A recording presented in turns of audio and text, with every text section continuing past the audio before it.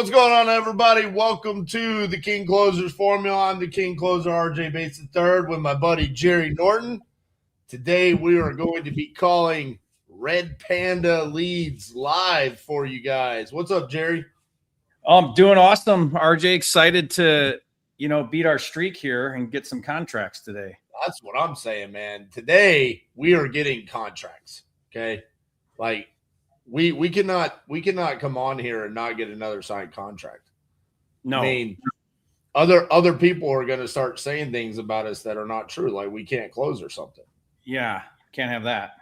Yeah, it's just impossible. So today, Red Panda Leads has provided us with 50 leads. I'm excited about this. These are all inbound leads. They're all PPC, Facebook, SEO. One thing that Jerry and I noticed, we just got the list of leads about, 5-10 minutes ago. We pulled it up.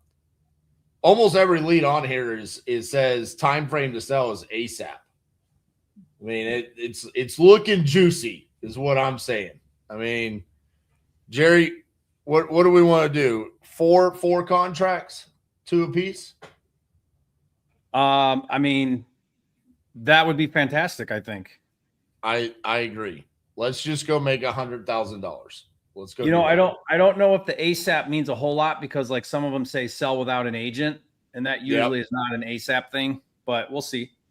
Sell without an agent ASAP. They want full retail.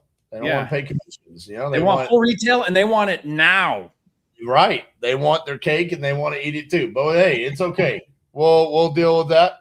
All right, man. Well, hopefully for everyone that was here the past 2 weeks, okay, Jerry has great Wi-Fi.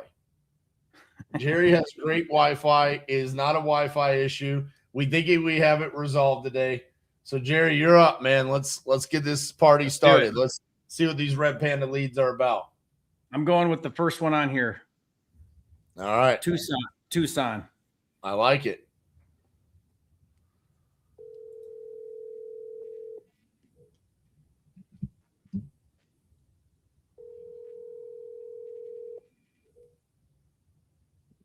Hello. Yes. Hi, Christina. My name's Jerry. Calling you about a property I think you're looking to sell on 15th Avenue. Yes. Great. I'd love to see if I could help you out here. I'm going to pull this up. What were you hoping to get for this property? Well, I need what I need.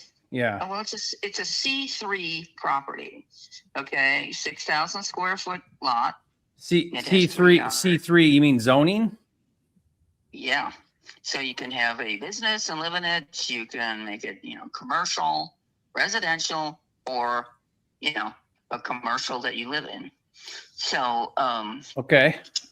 And that zoning is very rare. It's right near the new Casino of the Sun thing that's opening up, which it's going to take off. Now it looks like a block building. Is that right? Yeah. It's a 1,308 square foot building, 3 bedrooms, 1 bath, 1 long bath that attaches to the back hall, the 2 doors. Back hall to the front bedroom. It's a walk-through kind of thing with a shower. So this was used as a residential property previously? Yeah, I'm living in it still. Oh, you're living there now? Yes, I am. Okay. And I'm getting out, I'm trying to move out. I'm going up to Prescott. I'm moving to Prescott to be with my daughter. Oh, Prescott's beautiful. I would take Prescott over Tucson any day. God. I can't wait to get out of Tucson. I've been there almost 40 years. I feel like I've been in prison now. I lived in Mesa for 3 years. Oh, God. Oh, okay. So you're familiar with Yeah. So Arizona's great 6 months of the year. It's Satan's furnace the other 6 months of the year. God. And I can't wait to get out. Because my daughter's up in Prescott Valley, and she has a 2,300 square foot house. I get the lower level, and she has the upper one. And, I need to sell this. She's got $100,000 more to pay on her mortgage. So I need like $200,000 is what I need. But the thing is, with this building, if you look at it and look at the zoning, the C3, it's in the mineral district, which is the biggest mineral thing gem show in the world Mm-hmm. every year, and it is it's right near the casino. You could make this thing into like a bed and breakfast. You can make it into anything Mm. and make billions of dollars. And people don't see that. I mean, I haven't even on the market yet. It's just me talking to you. You're like the fourth person I've talked to, because I haven't advertised it really. I mean, I have it with Stewart Realty. I went and talked to her, but I haven't even finished filling out the paperwork for it. You know, the thing for owner to owner. If I for sale by owner, we make sure all the paperwork's done right and everything's up to code. The roof needs a bit repair. Probably needs a new roof. Nothing's leaking or anything right now. Mm-hmm. But it's an old building. It was built in 1956. It's a slump block adobe with fortification. My husband was a remodeler. Came in. We put in a bearing wall. We had to take out the old one, put in a new one. You know, because the way they put in the bearing wall when people built things in the old days, they didn't do it right. They put in a post, but they cut it in 3 places. Well, that's not a bearing wall. So we put in a really strong one. We passed all the inspections. We have all the drawings. I still have all of that. You know, every little thing, and I'm kosher with the city. I mean, there's nothing really glitchy with it at all. You won't find but what's the, you know, so I'm an investor, so I'm just trying to wrap my head around. An investor is always telling me 110, 158. I can't live on that. I got it. This is my last before I have to retire. I need $200,000, and that's the bottom. I'm telling everybody else 250 or 225 or whatever, but you seem like you're. I get a deal. I get a deal right off the asking price. 200,000. That's the fancy price. I get the friends. I get the friends and family price. You do, but I mean I can't go any lower because I have to pay off my debts. I'm going to give my daughter the rest of the money for her to pay off her mortgage. So and we can live there. So if I'm following you, you said you need 100,000 for your daughter to pay off her mortgage. That's the deal. Because you're not just moving in, you're bringing something to the table when you move in, and then I want to bring something to the table. I don't want to be thrown out if we get in a fight. Yeah, I love my daughter. She loves me, but you know, mother living with her daughter just got a divorce, so you never know what's going to happen. But I mean, we love each other, so it's not going to. You never know. Okay, I'm just saying. Anyway, so that, and I have my own debt. I mean, I owe 30,000 on my house. You know, but I get a 3.25% interest rate to pay. So that's why I'm keeping it going, and it keeps my credit score up. So I'll pay that off when I sell the house. I mean, that's the first thing that'll happen is pay that. I mean, that'll happen before this. I mean, during the sale, I would assume. But that's the way it is. Yeah. Okay. So. And if you can't deal with it, that's fine. I just don't want to waste your time or you waste. I appreciate that. What if you don't get 200? What's your plan B? Like, so I'm. If I don't get 200, I'll probably just keep it there and move anyway. And then rent it or what? I don't know. I could rent it for a lot. So. Well, yeah. I mean, you have a lot of equity. Yeah. Yeah, you have a lot of equity. So, I mean, you do have room, but I get what you're trying to do. So I'm just trying to wrap my head around it because it's a little odd. It doesn't look like a house. It looks like a commercial building. It is a commercial building, but right. You know, you go walk in and there's a 26 by whatever, something. I don't know the dimensions. You know, it's just the store part, and it's got like a galley kitchen with a high table and a couple of chairs there. Actually, right now it has all of my. I'm taking apart the building. I mean, I took everything out of the closets and put it in the living room, so it looks like a hot mess right now. Because I'm trying to move. I'm trying to sell things. I'm trying to get the hell out. I'm trying to have antiques in there I'm getting rid of. I have all sorts of things going on. And it's just me, and I just retired 3.5 weeks ago. Okay. So, and I'm 74, and I did social work overnights, 12.5 hours for years, and I'm exhausted. And it's only been 3.5 weeks or 4 weeks. That doesn't sound like retirement. No, the house, getting rid of the house is a full-time job. Yeah. It'll be nice when that's off your plate though. God, I can't wait. I cannot well, wait. you know, one benefit to like investors like me is it's very common for us to buy stuff as is, where you just walk away from it all. You know, you don't have to. I don't want to walk away from thousands of dollars worth of antiques. No, but I mean, whatever. But I mean, what you don't want, just leave it there. I know some of it I can't move. I have a bookshelf in there, and it's bolted to the wall. I'm going to leave it. It's an antique. It's old. It goes floor to ceiling, and it's got I-beams hand cut by my dad.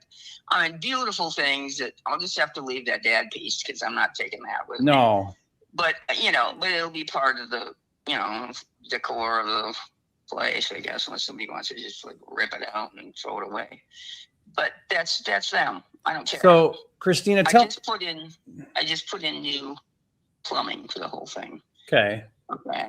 That's $5,000 I just sunk in.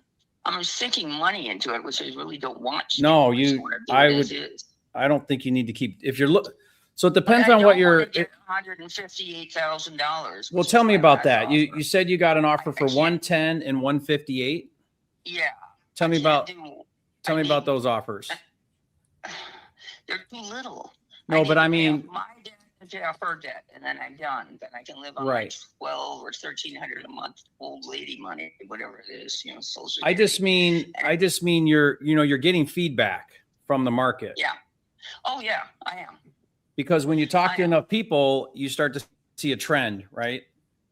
Yeah, but I know what the trend is going to be in 2 months when that freaking or whenever that stupid thing opens. That Casino of the Sun. There's going to be like investors all over, like bees, wanting to buy any commercial building within a distance to make money for all these people that are wandering through. And it's also going to raise the so maybe that's the thing is it's you never know. It's speculating. Everything's a maybe though. Yeah, like I base my decisions off of like historic data, not potential future things, because you just don't know if that stuff plays out. But if you look at the other Yaqui, I live at the border of the Yaqui Indian neighborhood. If you look at the other Yaqui casinos, look what happened there. Mm-hmm. Insanity. Yeah. Insanity. That's why they're bringing it to that depressed area. They want to grow it. Well, let me ask you this question. I mean, I don't think this is I'm just thinking of some solutions, but yeah, you wouldn't want to sell or finance because you need the cash. I do need the cash, but seller finance, like you could finance me and pay me monthly or something. Yeah, exactly. So then I don't have to come up with as much cash. I maybe get you some cash, but then you get a payment almost like a retirement plan. Well, if you could, now would you agree to the 200,000? I mean, I probably would if it was like little to nothing down, but see, I'm trying to find a solution for you because your other offers you got are not bad offers for cash. Because they're not good because I've lived there for 38 years. I know. I'm just trying to tell you, like, market. Here's the problem. You need an investor because a retail buyer isn't going to buy a big block square building to live in. My neighbor might buy But it. you know what I mean? Maybe, but you know what I mean? Yeah, but it's going to be hard to sell that retail is my point. Okay, but my neighbors, I know all my neighbors. But neighbors are full. Millionaires. Okay, down on Lester. Okay, my neighbor right around the corner. Stan Esmeshad. He's a multi-millionaire miner. And why haven't you sold it to him then for 200? Because he's always flying around to San Sulpice and all of these places getting, this, that, and the other. Christina, if he was going to buy it, he would have bought it. He's not going to buy it. I only asked him personally just about 2 days ago. And he said, well, I'm leaving now. I'm going to ask Bill next door. He just bought the yellow building on 15th Avenue. Yeah. Right down the street from you. And he's looking for more. So mm-hmm. I haven't gotten around to it. I just retired 3.5 weeks ago, working overnight with homeless people. You don't understand. I don't have time. I'm at the vet's right now in my car, taking a break because I've got my dogs in there. I've got all this crap to do. It's not like I'm sitting around worrying and biting my nails. I have a line of credit. I have good credit. I'm not some old lady that's gonna, thank you, sir. You know, I'm not that. People think I'm that. I'm old, but I'm cranky, and I'll probably live another 50 years. But I'm not kidding. I'm too cranky. My grandmother lived at 87 and a half. She died because she fell and broke her shoulder. She didn't die of old age. Well, I believe it. But Christina, going back to your question, you know, because I just want to save you a lot of heartache, because you're going to have a lot of phone calls like this if you keep talking to investors and you're stuck on that 200 number. Okay, well then I'll ask my neighbors then. Yeah, I mean, sell to your billionaire neighbor.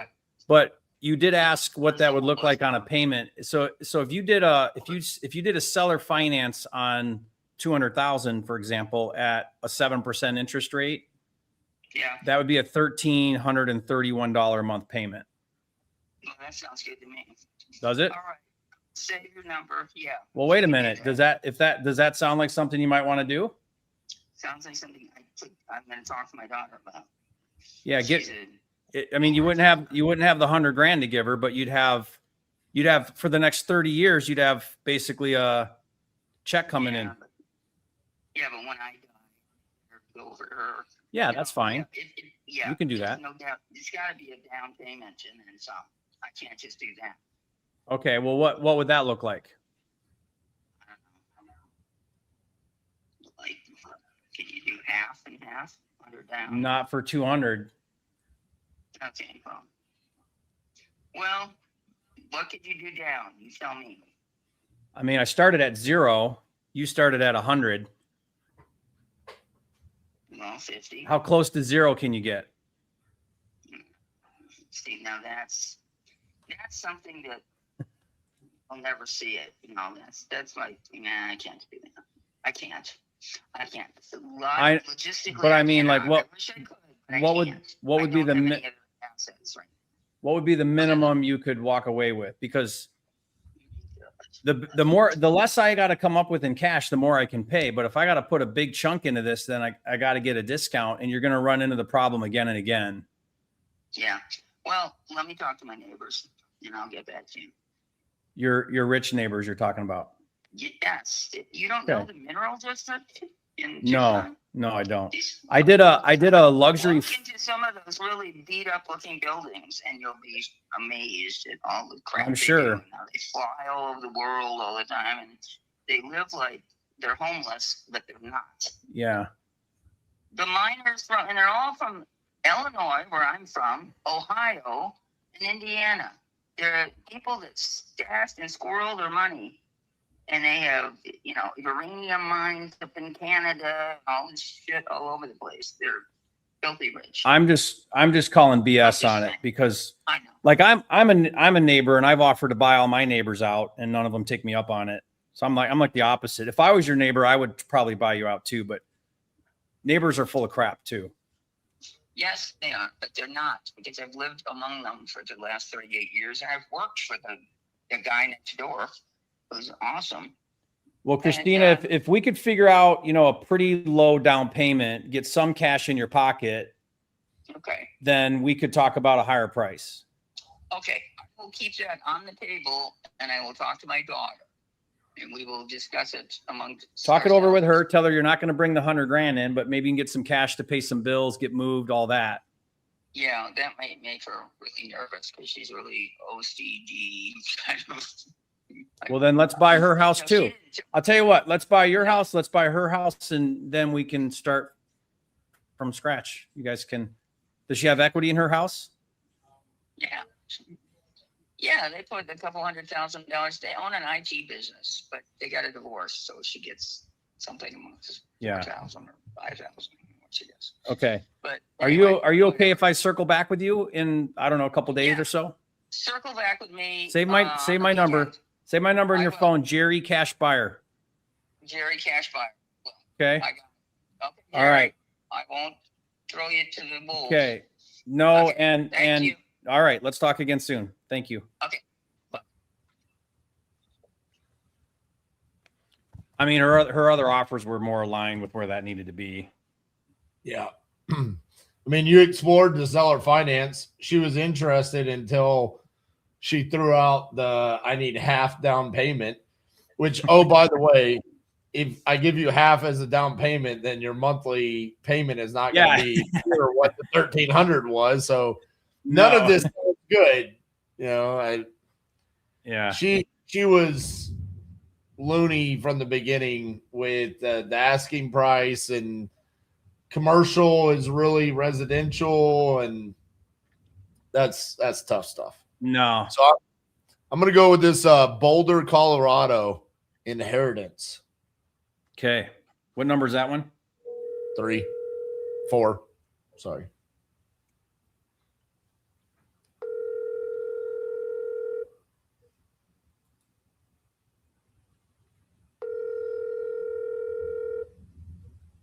Cheaper. Hello. Hi, is Michael there? What's that? Is Michael there? Speaking. Hey, Michael, this is RJ Bates calling about your property there on University Avenue. Looks like you filled out a form on my website about needing to sell that property. Is that correct? Yeah, that's correct. Are you an investor, wholesaler, or flipper? I identify as each one of those. Yes, sir. Okay, do with me in 10 minutes. I'm on the other line, on line 2. So gotcha. So call you. You want to just call me back when you're off the line?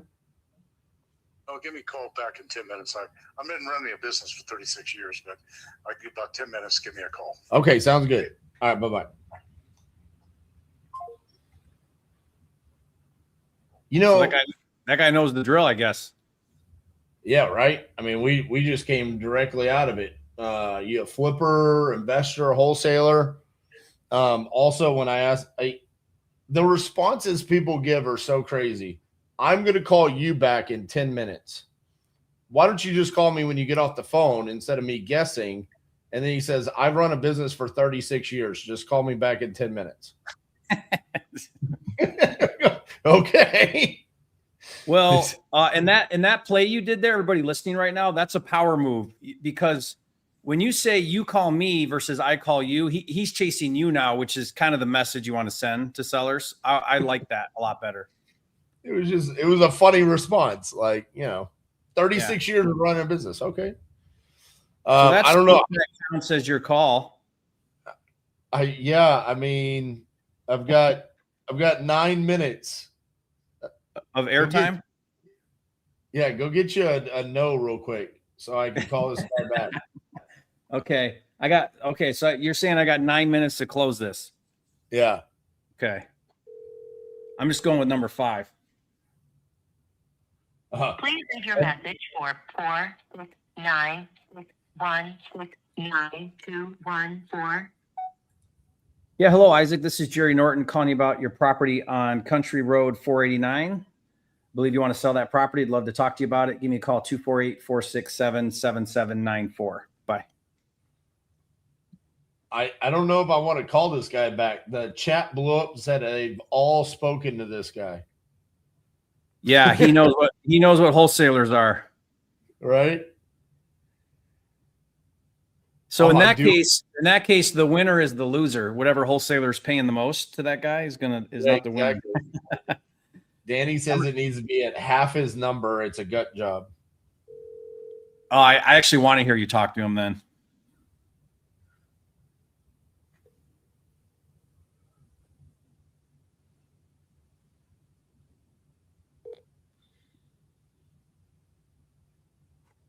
Hi, this is Glenda. Leave a message.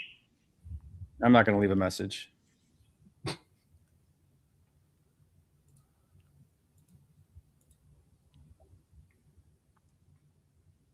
We can call it back if we get desperate later. Hey man, we were 2 for 2 on answers, and then you started getting voicemails. What are you doing? I'm just going down there's no strategy here because they all look the same to me. Hold on. Alan, are you serious? You really have a buyer at 1.2? Because if so, I'll go lock that up at 1.1 right now. Alan's a TU member. We do quite a few deals together. Oh, he's serious. All right, Alan. Yeah, his ask is probably 2.2. I think it's 1.6. I think I'm familiar with this. Please leave your message for. Mr. and Mrs. Paul. Okay, skipping that one. His ask is 1.7. All right. I'm gonna freak this guy out when I call him back. Are you gonna mess with him? Your call I'm gonna tell him. I'm gonna tell him the truth. Oh, that was my fault. What's that? I'm gonna tell him the truth. Buddy, you The keep truth. going. He's not gonna know what to do with that. He's been talking to wholesalers. I know. I'm gonna tell him I am the wholesaler. Come on, John.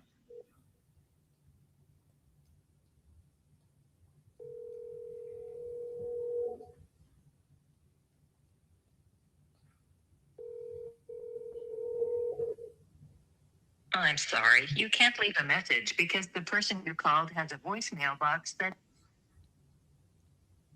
By the way, normally I immediately text everybody I call. I don't know if everybody else. You know what I haven't been doing is the double dial. Maybe I should do that.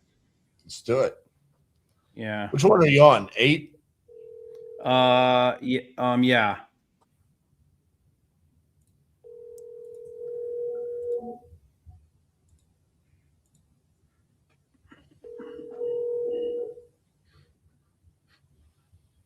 So normally I would double dial, triple dial, then I'd leave a message and say, "Hey, I'm an investor. I'm sorry. You can't leave a message. Want to pay you full price for cash.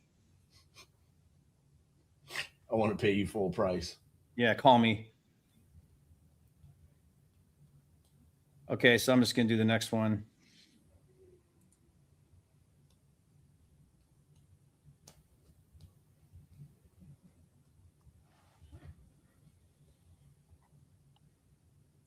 These are nationwide leads, yes. Oh, I really want this one in Claremore.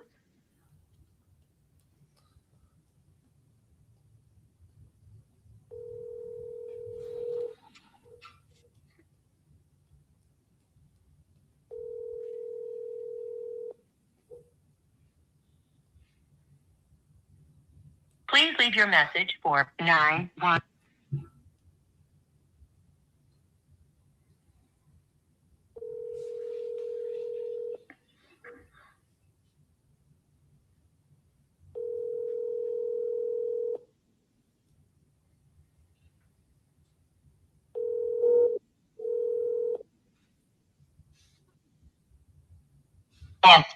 Yeah, hello, Sean. Yeah. Hi, Sean. My name's Jerry, calling you about your property on Jordan Street. Yes. I understand you're looking to sell that property, and my notes say without an agent. Yeah. I've Okay. got one offer on it already, but I'm sure willing to hear another offer. Tell me what offer you got already. 30K. 30K. And what'd you say to that? Well, I haven't done anything yet. I haven't answered one way or the other. But I mean, why did you not say yes? Is that too? Because I don't Too have low? another place to move to just yet. Oh, I see. And at the time, we were putting an offer in on a house, so I wanted to have, be able to show them that money at least. So I haven't signed anything, so. Okay. But if you knew the 30K was for sure, you would take it? Well, right now I got an offer in on a house, so I would have to, yeah. I just mean, like, let's say I made you a 30K offer and I had zero contingencies and I gave you significant earnest money. So it was like a for sure thing. I think that's what I already got, so. Okay. Where I'm at, all I got to do is sign the contract and it's a done deal, so. Okay. Basically, I won't move unless it's over 30K. Right. But you didn't take the 30K. So help me follow what you're thinking. It's a for sure offer. You're saying no contingencies, high earnest money, but you're reluctant to sign. Yeah, well, I gotta have another place to move, so I gotta have Okay. the other place go through before I can sell this. Well, what if I gave you as much time as you needed? Like I say, I don't know. I've already got this set up, so unless there's a significant reason to change, I don't see a reason to. No, but I mean, you said you're reluctant to sign for 30 because you don't have your new place figured out yet. Yeah. But what if you had time to find the new place and then you close on this one and then close on that one? Well, give me some time to think about it and holler back at me in a day or so. Well, what is it you're going to think? Sure. But what is it you're going to think about? So we're on the same page. Well, whether or not I want to change where I'm selling to, I've already talked to this gal, and she come looked at the house and everything's ready to shoot, you know. Okay. You know, she said I can have up to 90 days to move. So we're in this. I mean, my partner lives real close to Claremore. Yeah. Could we meet and sit down with you and take a look at it, walk it with you? Sure. Okay. It could be later today or first thing tomorrow. You could probably do it first thing tomorrow, but you're going to have to talk to my girlfriend. So later today would be the right time. I don't get off work till 5. Okay. So if I met you there at 5, yeah, we can talk. you'll meet me there though. Like if I send my partner there, you'd meet us there at 5. Yeah. Okay. I get off here at 5, so I'm about, I don't know, 10 minutes away, so it shouldn't take long to get there. Okay. Let me just confirm this right now before we hang up. Okay. Okay. Give me just 1 second. I'm texting him.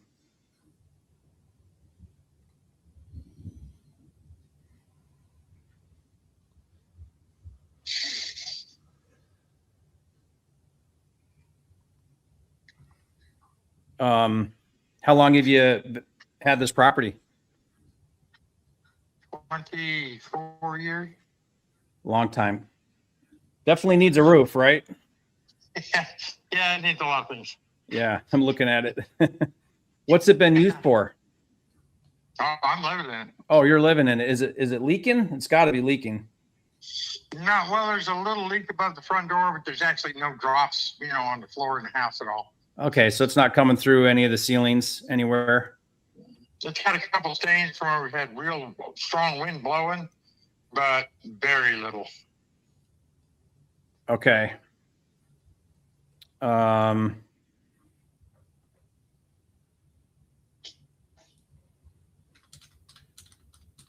Just give me one more second here. He's responding to me. All right, we're on. So we'll be there at 5:10. I'll just tell him be there at 5:10. All right, that'll work. And okay.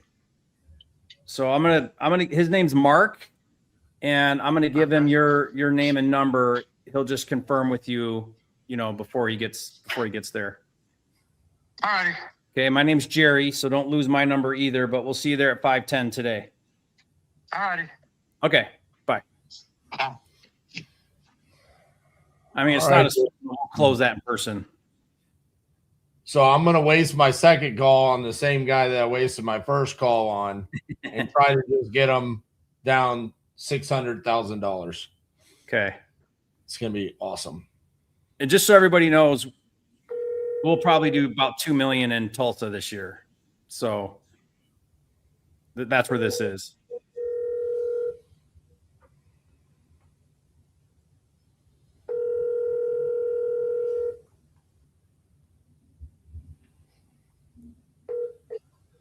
I'm back with you. You there? Okay. Hey, Michael, how are you? Pretty good. Good. All right. So you're looking to sell this property on University Avenue. Took the time to look it up here. You are a well-known seller in the world of real estate. I don't know if you know that or not. Looks like every wholesaler in the industry has spoken to you over the past several months. I guess you're asking 1.7 for the property. Is that correct? I could price is 1,775, and we'll take something around that 1,700. Okay. Yeah, the issue there is that it's just that seems a bit overpriced for the condition that it's in. And I think that's why you haven't gotten that number yet. We have 2 contracts on our desk already. We're considering already. So How many terminations have you had so far on it? I don't know. That's beside the point. But Well, I mean, it's apart from not that issue, not where beside are the you- point. What are you offering? I would need to be at 1-1. Well, okay, I got to hang up on you. Okay, bye. Well, there you go. Yeah, that's irrelevant that it's fallen out of contract 18 times at 1.7. That's irrelevant. You know what's amazing about that is that he didn't even ask me how I know all that information. Yeah. He knows he's the talk of the industry. You think I should call him back? Yeah. Well, And we be just like, Michael, aren't you curious how I know so much information about your property? The fact that I know that you've had terminations, the fact that I know that you're asking 1.7 when you didn't even tell me. I mean, you could for entertainment purposes, but that guy ain't going. He's not gonna. No, he's not.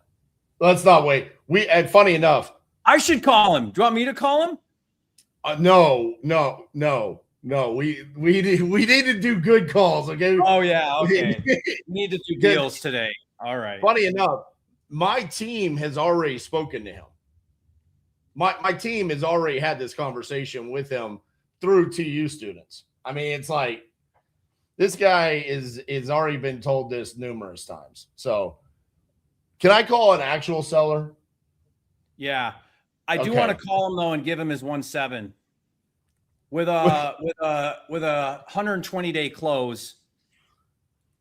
No earnest money, of course. And reasonable access, and you're gonna wear white gloves. No, I'm just gonna lock it up and then fall out of contract like everybody else.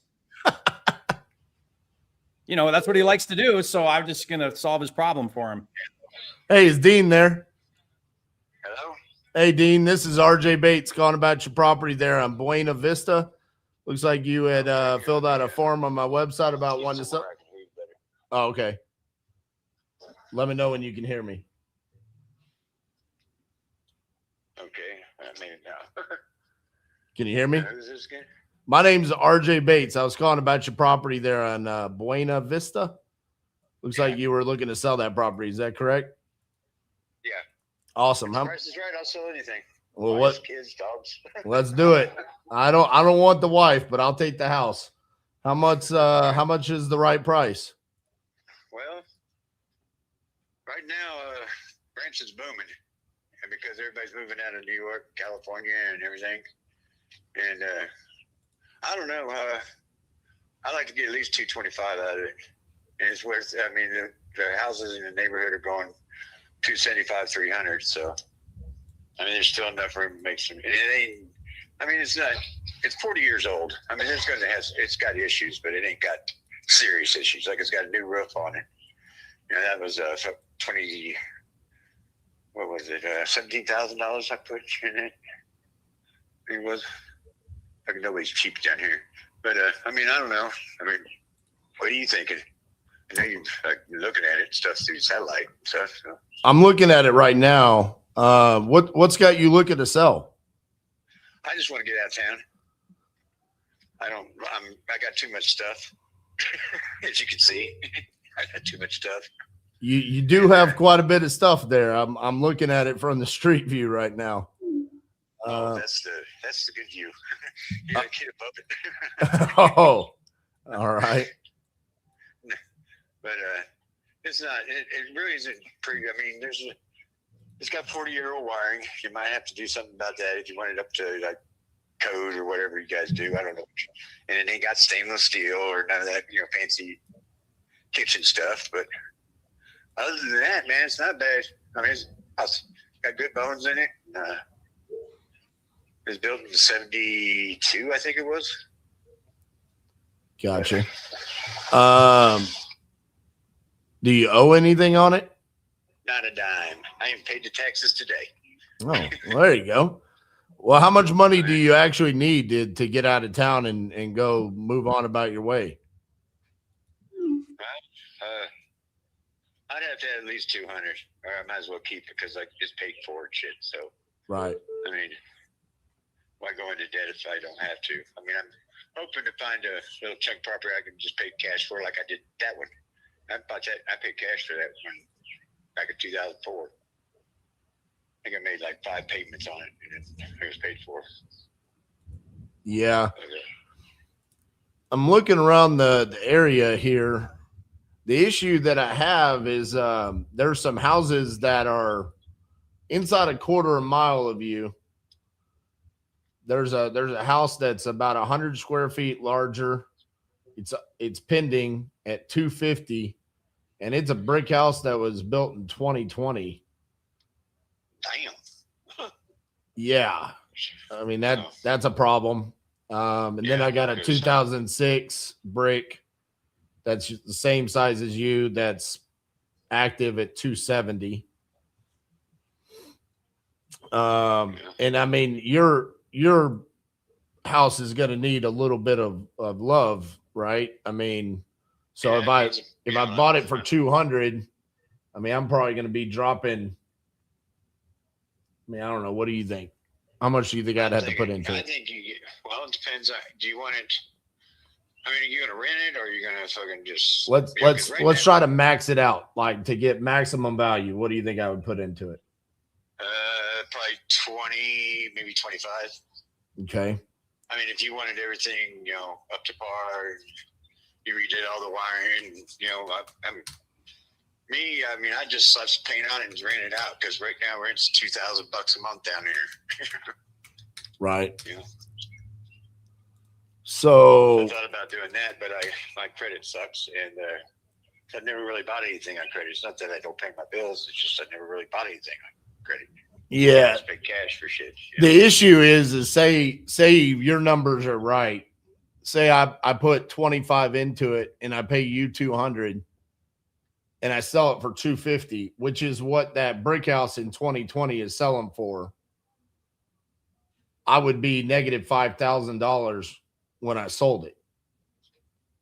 Yeah, I see your point. I mean, I do. But I'm just, but summer's coming. I'm telling you, man, when this town blows up, it's going to, I mean, another pulse is coming through. All this shit happening all over the country, man. The house up the street was on the market 1 hour and it sold. The one across, that blue one across the street from me. Mm-hmm. You see that one? Yep. It was on the market 3 days and it sold. You're talking about 128? I think so. It's that bright blue. It's a bright blue house. I got you. Yeah. So I see that, but I mean, there are some properties that are sitting too. I mean, there's one on the market for 148 days, 169 days. So not everything is moving that fast. But even if that's the case, I mean, I don't think I'm going to be able to get anywhere close to your 200 because otherwise, I mean, I'd be losing money on day one. So that's why I was asking, like, how much money would you actually need? And if it's like, well, it doesn't make any sense for you to sell it for less than 200. I mean, why not just list it with a realtor? Because they want you to put this, that, and the other thing, and I ain't got the money right now. So I just had heart surgery and stuff, and I'm through. That's why the yard looks like it does. It didn't used to look like that way. You get a satellite picture of it, 5 years ago. It was completely different because I was healthy. Gotcha. And my health has went to shit, and it's just getting to be too much. I mean, I used to go to auctions every weekend, and you got to see it when I had my heart surgery. That I hired a crew of guys to come in there and empty my storage units. I had 15 storage units, and they just come and dumped it right on the front lawn. Jeez. So, I mean, let me ask you that. I mean, so you're talking about, heart surgery and your health's not good. I mean, what happens if you don't get the 200,000 for the house? I might just stay here. I mean, I have to stay. I mean, I have to stay because I mean,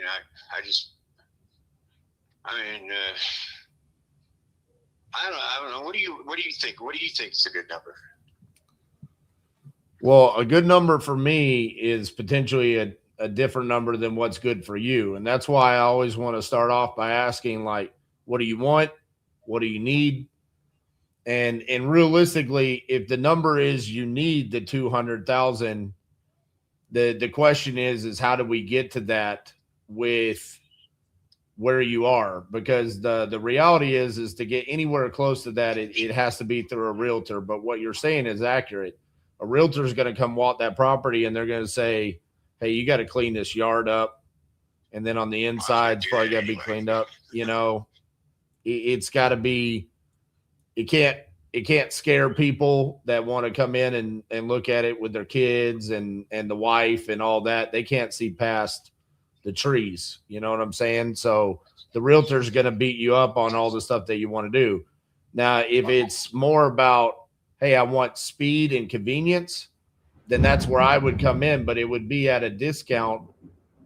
And I mean, it's, I can give you a number here in a second, but I'll tell you, I mean, it's going to be in the low 100s. Ooh, low 100s, huh? And I can explain that to you and the reason why. I mean, I'm not one of those guys that just comes in and like lowballs homeowners. I don't want to do that.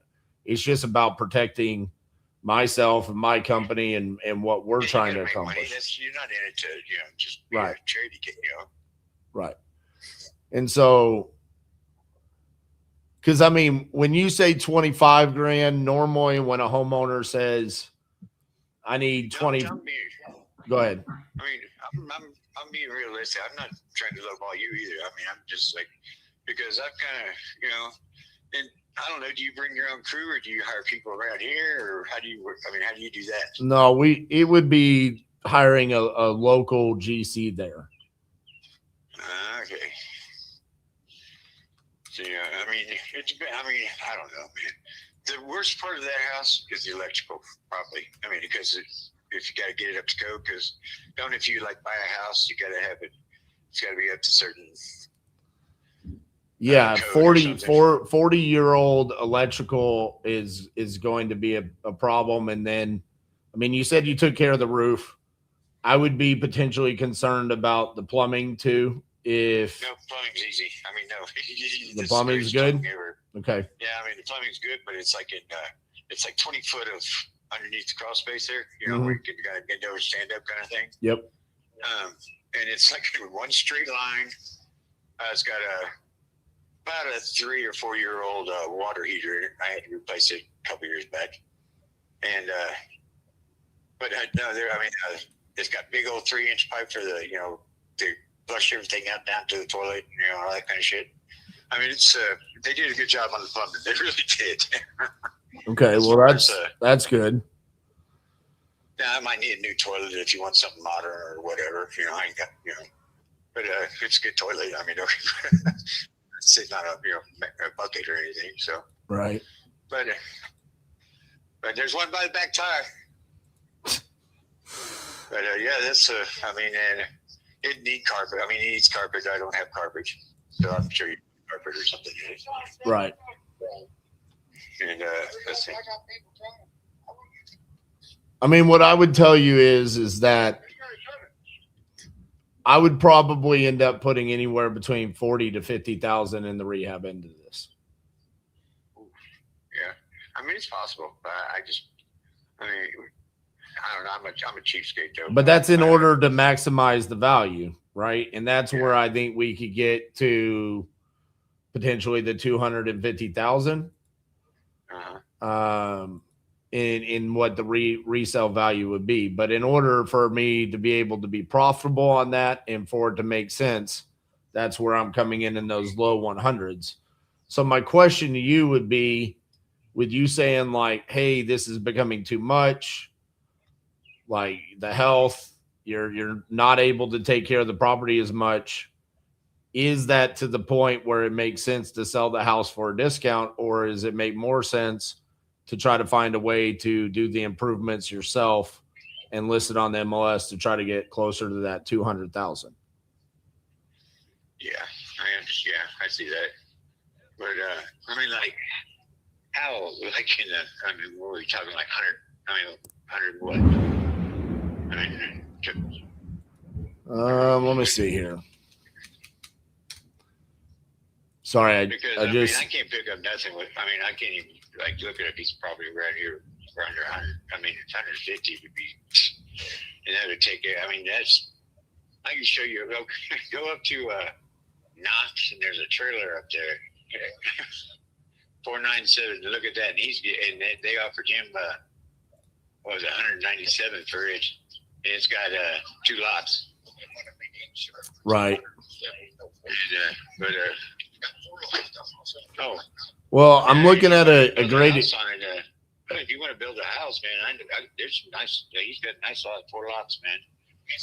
I would say a great example of what I'm looking at is 292 Rhea Street, which is right around the corner from you. It sold to an investor for cash for 110, and then they fixed it up, and now they have it listed on the market. And so that is an example of what I'm talking about. And that's a 1980 build, similar square footage to yours.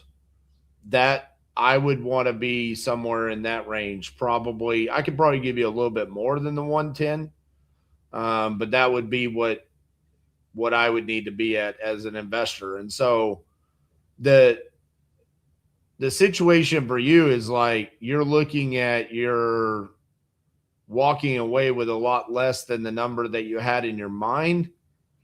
But I would also ask you to think about the 200 is going to take you improving the property to get there. So not only do you have to invest money yourself to achieve that number, but you also have to do the work, and then you have to list it, and you have to go through the showings and the inspections and get it approved for a loan and all of that. So it's a little bit more than just some of the repairs. And like you said, that electrical is an issue. And then when you come in with electrical work, then you're talking about there's drywall and then texture and paint and all of that comes along after you replace electrical. Yeah. And so that's why when I say, like, I'm thinking 40 to 50, it's not just about, oh, hey, it's 10 grand for the electrical. It's everything that comes after the electrical is done. Yeah. Just what sucks is I got all the electrical outlets. I got everything to really do all the repairs that I need done. I just can't do it myself anymore. Sucks getting old, dude. Really does. And if you're a party animal or you drink or smoke or anything, but put that shit. Let me tell you, if we're talking experience, you're talking not. I completely understand, man. And it's unfortunate because I do have to talk to people in similar type of situations frequently where it's like, I own this house free and clear and I want to be able to cash out my equity, but my health won't allow me to do certain things that I used to be able to do. And what do I do? You know, and of course, from my standpoint, it's, you know, my job is to buy houses. And so I you know, but I also feel for you where it's like, you want to be able to sell this one and go move into something that's easier for you to maintain, probably newer in a different location. I just want to get out of town. I mean, I'd take a 2-bedroom. I mean, that's 4-bedroom, you know, and it's got, you know, just, you know. So one of the things that, have you contemplated that if you were to walk away with, say, $100,000 from this house, would you be okay getting a mortgage on your next property with $100,000 down payment? Probably not, because I mean, dude, they changed all the laws on like Social Security and everything. And when I got sick and everything, I was supposed to get like $2,700 a month, and then the pandemic hit, and then everybody was fucking sucking off the government's titty, and they only gave me 1 year back pay. They owed me from 2016 back pay, and I only got 1 year's worth of back pay. And I lost. I mean, I had to sell my Harley. I had to sell trucks, cars. I had to sell just about everything I had to keep above water. Because I mean, them doctors don't play games. They'll come take your shit. You know. I mean, it was. And you're talking. My heart operation was what was it? $275,000. Jeez. To put in a defibrillator and a pacemaker. It was $275,000, and the insurance they covered. Well, they covered. Yeah, I can't bitch. They cover a lot, but still, I owed. I think it was my out of my pocket $25,000. Now, I mean, they want it now, you know. Right. And it was just like, I mean, everything hit me. And I mean, I had a little nest. I mean, I got a handyman, you know, fix it up kind of, you know, business going. And it was just, I mean, everything hit the shits at one time. So, you know, I'm not meaning to make you feel sorry for me or anything. I mean, we're making it, but I got cut down. I mean, I don't get anywhere near $2,700. Let's just put it that way. I get $956 a month. And that's basically your sole income.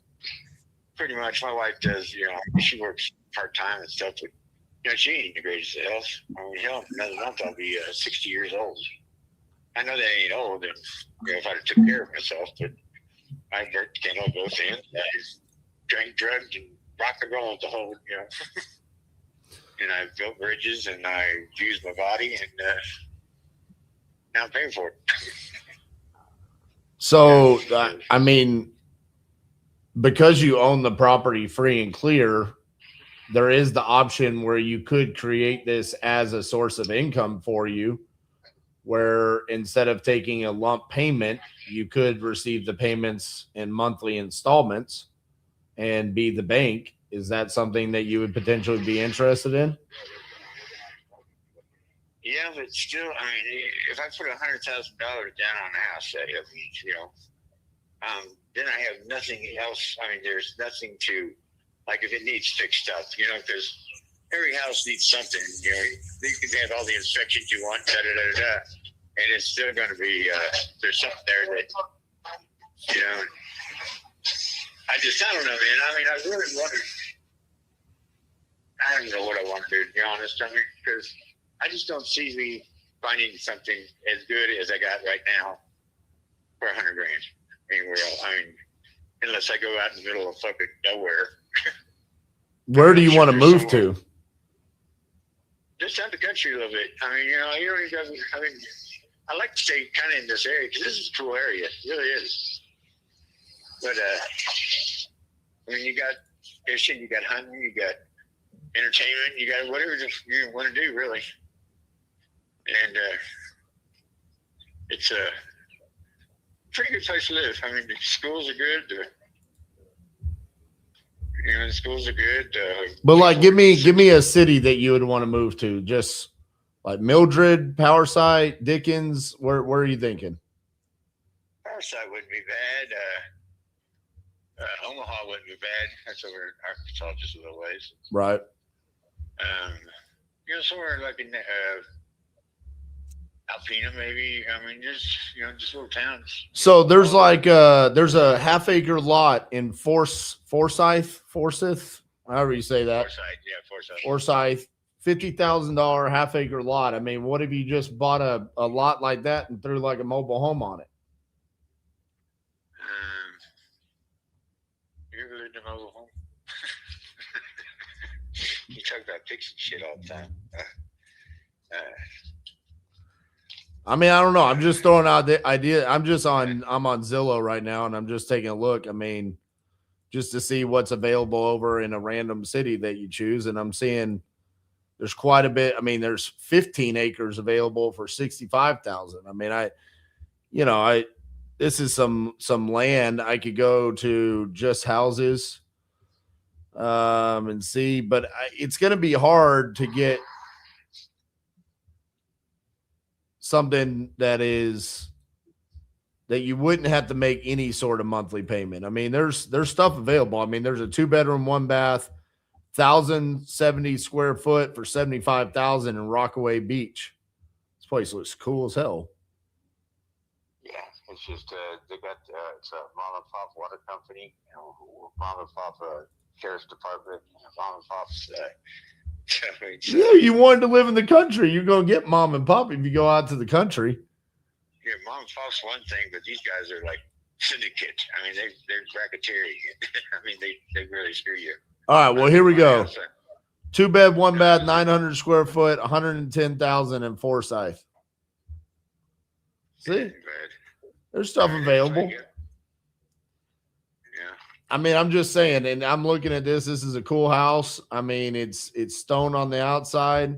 I mean, it ain't fixed up on the inside by any means, but it's still a cool property. I mean, there's stuff available, is what I'm saying. I just the situation. The situation is that with us, yes, we're going to be at a discount, but we are here for your convenience. So we move on your time frame, and we want to help you in the situation that you're in. So if that means you need 90 to 120 days to go find another property that matches the amount of money that you would be receiving, then we can do that. If you go on the market, you no longer are getting convenience. You are inconvenienced. You have a realtor that doesn't care. They're going to try to get as much money as possible for the property. They're going to tell you everything that you need to do. Your buyers are going to do inspections. They're going to have loans. There's going to be appraisals. There's going to be inspection items. You're going to have to invest money to get the property that approves through all of that. And so the situation that you're in is you've got to make a decision on, do you want to go through that process, or do you want to work with somebody like me that would be convenient, but for a price? Hello? Did you hear me? Hello? Oh, you just broke. Man, I hope you heard that. That was I broke everything down in an epic fashion. Did you not hear anything I said? No, I heard all but the last probably 5 words or whatever. Oh, well, the last 5 words were discount. I need a discount. That was the last thing I said, basically.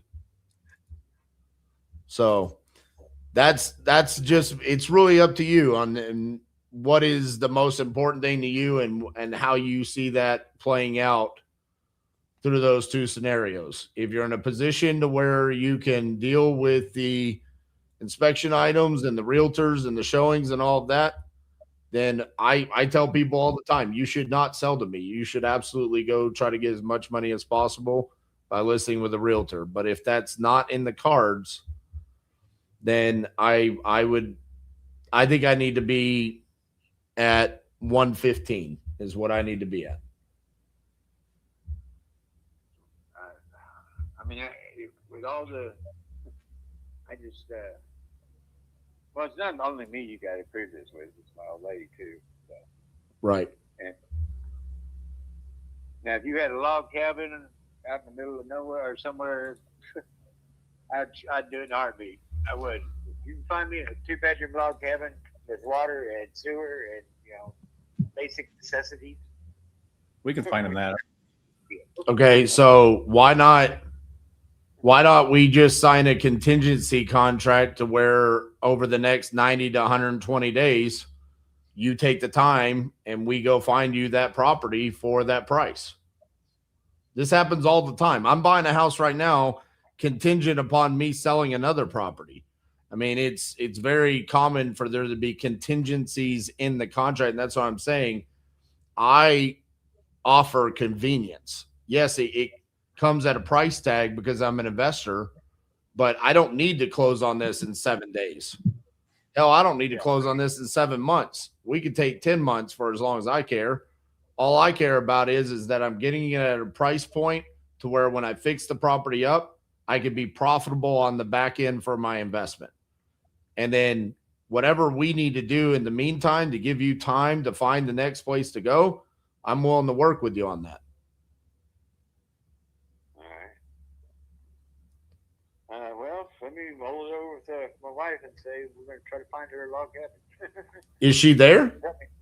No, I'm at a buddy of mine's house. I got you. And, Well, when would be a good opportunity for me to speak to both of you together so I can kind of break down? Because, I mean, I know how this goes. She's going to be like, well, I don't know. I mean, it would be better if I had an opportunity to kind of explain this to both of you guys. Is there a time frame in which I could speak to both of y'all? how about tomorrow sometime, like 11 o'clock-ish, somewhere around, anytime. I mean, we're there most of the time. Okay, so tomorrow around 11? Yeah, something like that. Okay. All right, well, let's do that. 11 or anything. I mean, it could be, because like I said, we're there all day. I mean, we don't go nowhere. I got you. And then how about this? What you tell me, what would it help you with having a conversation if I sent you a contract and it outlined everything that we spoke about today, where it's, hey, I'd be buying the house 215 or 115, but then contingent upon you guys finding another property that fits your needs in however many months. And then that way, when we go over this together, we can read through the contract together. And if it's a good fit, then you can sign it. If not, we go on about our ways. Would that help you kind of conversating with her? Yeah. I mean, I don't want to sign nothing because, I mean, I know this is going to sound stupid, but man, I have had it broke off of me so many times on doing it. And I would hunt you down like a dog if you took my property for you. I mean, I'm not saying you would. No, don't get me wrong. But there are people out there that get you to, they say a bunch of fancy words and stuff. And I'm not the most educated in the world, but, I can be conned. Not very easily. Now, houses I can be conned on. And that ain't my thing. But you know what I'm saying? I mean, if I was to lose, due to stupidity.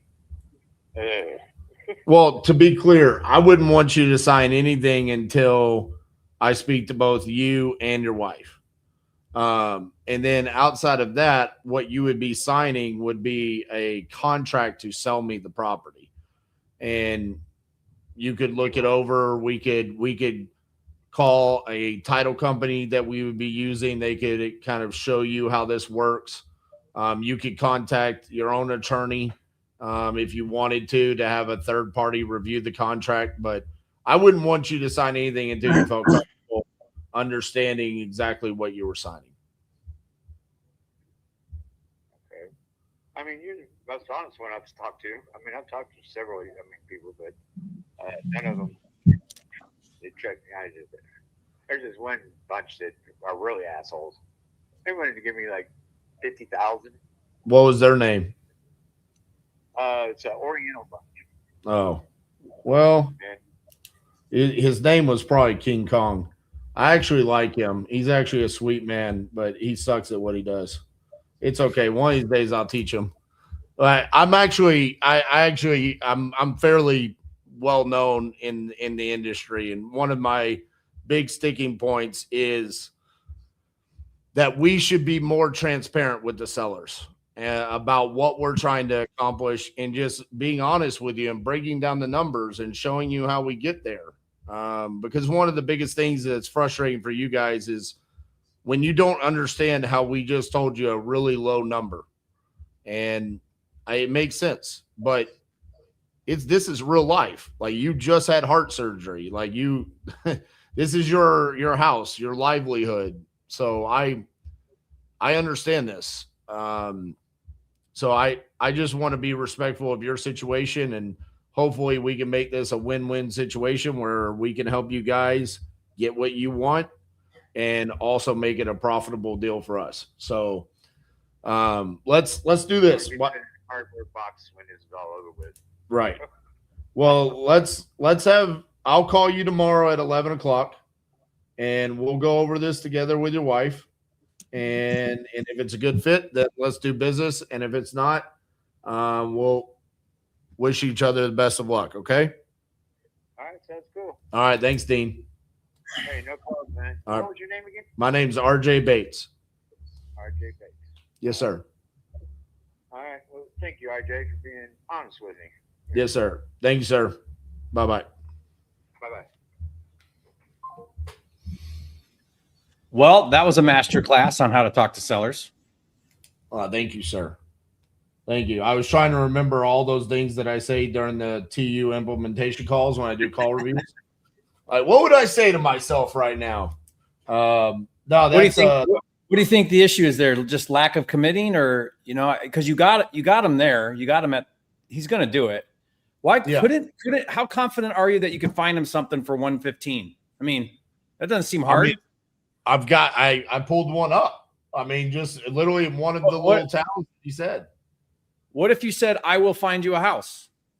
Oh, I fully plan on doing that. I mean, yeah. I don't want to say I will find you a house because I don't want to be brokering real estate, right? So we have to be very clear in our communication in the fact that our company will support him and give him the resources to be able to find him a house.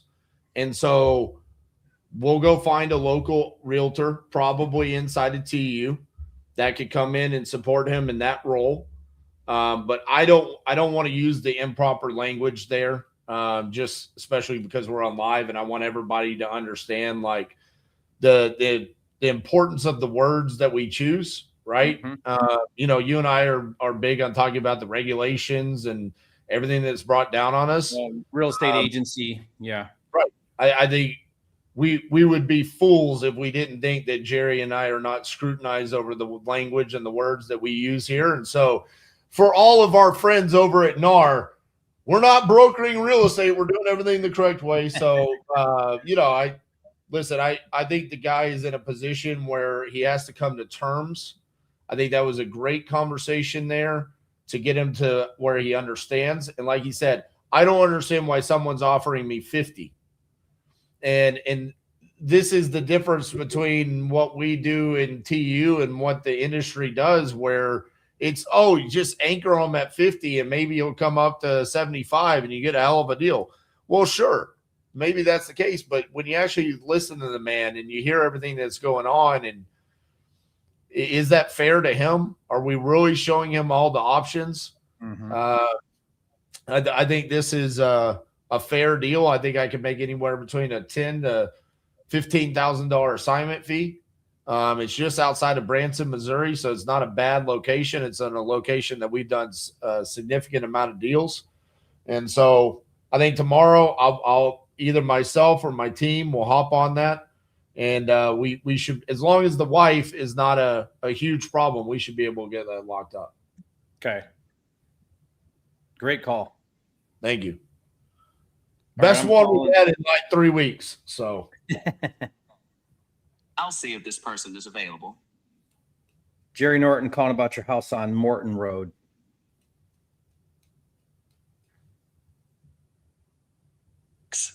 Please stay on the line.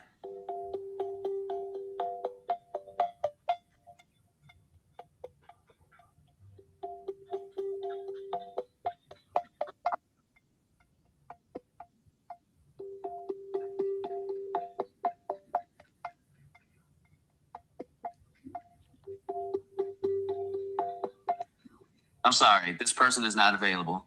If you would like to leave an additional message, please reply after the tone. I'm going to call it again. So I've done it. Real quick, let me respond to this comment. I wasn't bringing anybody down. Me and Kong are friends. I don't know if you know me, Tranquil or whatever. I love making fun of my friends. I make fun of Jerry all the time. It's just who I am. It's my personality, man. I'm not bringing Kong down. Me and Kong are buddies. I've had him on here multiple times for lives. So don't take that as like I was bringing him down. That guy doesn't know who Kong is anyways. It was just a joke, man. Relax. Hi. If you record your name and reason for calling, I'll see if this person is available.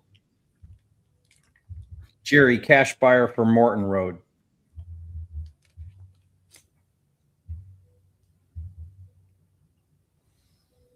Thanks, Jerry. Please stay on the line. This is in La Follette, Tennessee. I flipped a house in La Follette. La Follette? Yeah. That's the town. I think it's French, RJ. It is. I thought you were just mispronouncing Lafayette. It's definitely La Follette. I'm sorry, this person is not available. If you would like to leave an additional message, please reply. No. Hey, there's Elk City, Oklahoma. Is that Yeah. there? Yeah, there's a better one. Where'd it go? Broken Bow. I'm gonna call that one 19. Oh yeah, Broken Bow is great. Where'd that go? Oh, Right it's there. in excellent condition too, but emergency reasons. Mm. It's pronounced La Follette.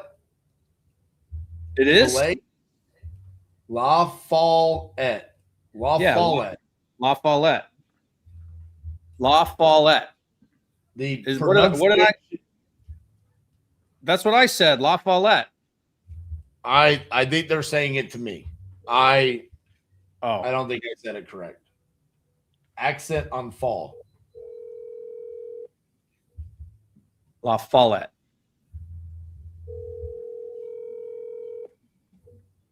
Your call has been forwarded to voicemail.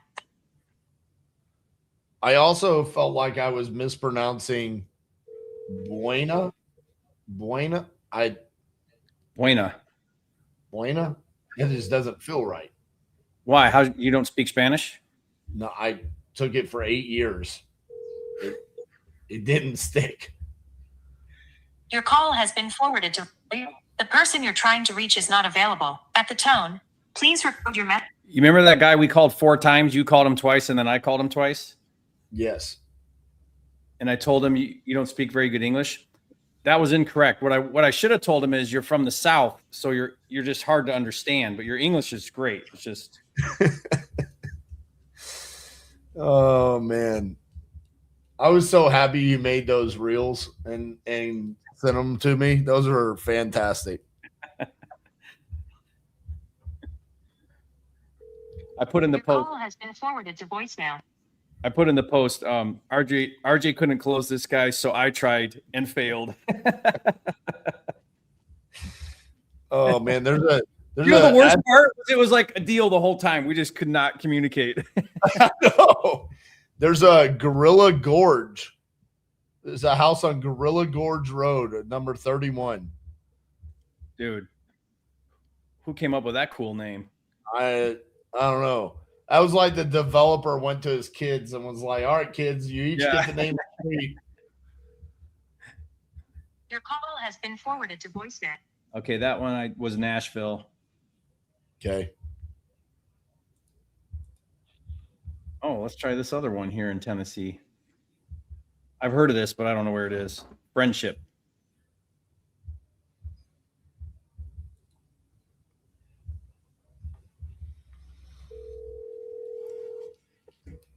Ask our comments where Friendship is. Is that the Amish country? Hello. Yes. Hi, Michael. My name's Jerry. I'm calling you about your property on Ing Road in Friendship. Yeah. Yeah. Are you still looking to sell that? Yeah, I'm looking to see what kind of price I can get for it. Depends on the price, you said? Yeah, they got it at 1 bedroom, this 2 bedroom home. That makes a difference. Let's take a look here. What were you hoping to get for it? Well, right now I'm looking for whatever the offer. You're- I know what it's worth. I know what people try to offer for. What kind of offers have you gotten so far? I ain't get the first person, well, the second person, one person hung up on. One person offered me 60,000. I didn't take that. So you got an offer for 60,000 and you said no to that. Yeah. Okay. If that person made a better offer, what would it needed to be for you to say yes? Well, I don't know. I'm all weird because right now my insurance, my taxes are $96,000, and 96,000? that's exactly what my taxes are. 96,000. Yeah, 96,000. You mean 9,600? My taxes are probably 96,000. Oh, your tax assessed value is 96,000. That's what you mean, right? Yeah. Yeah. Okay. I'm following you.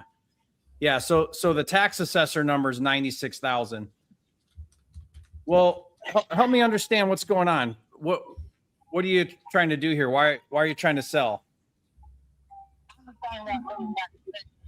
You want to move to Texas? Okay.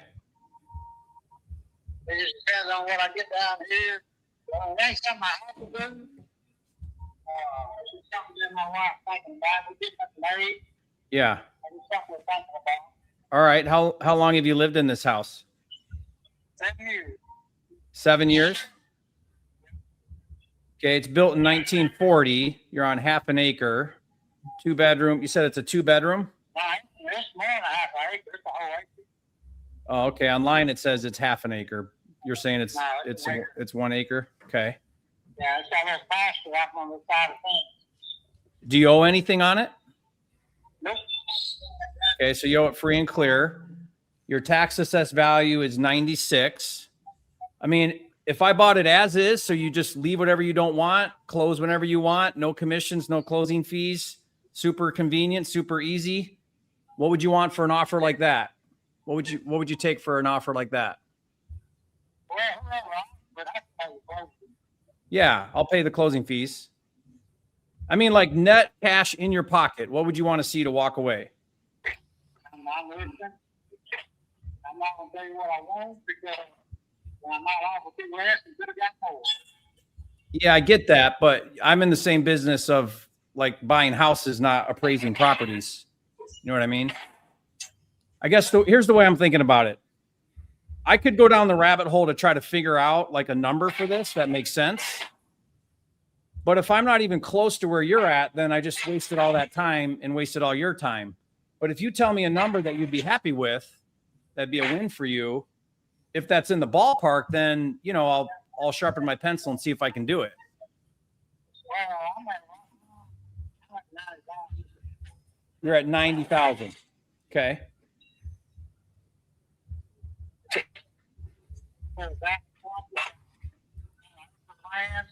Uh-huh. Barn, got all kids, all work. And a lot's been done for years. Yeah, I mean, friendship's kind of out there.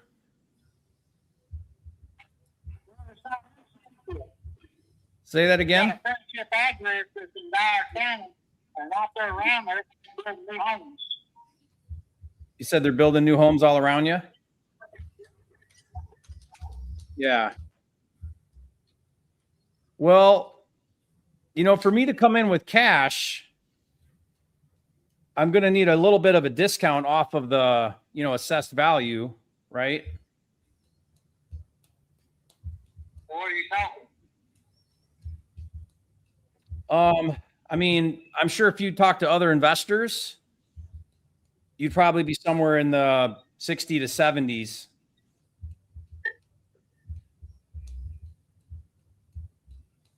That kind of money, I'd say where I'm at. Yeah. I know what it's worth, and I know a lot of people look for something home, look for a place to build. Everybody's moving together. How close to that could you get?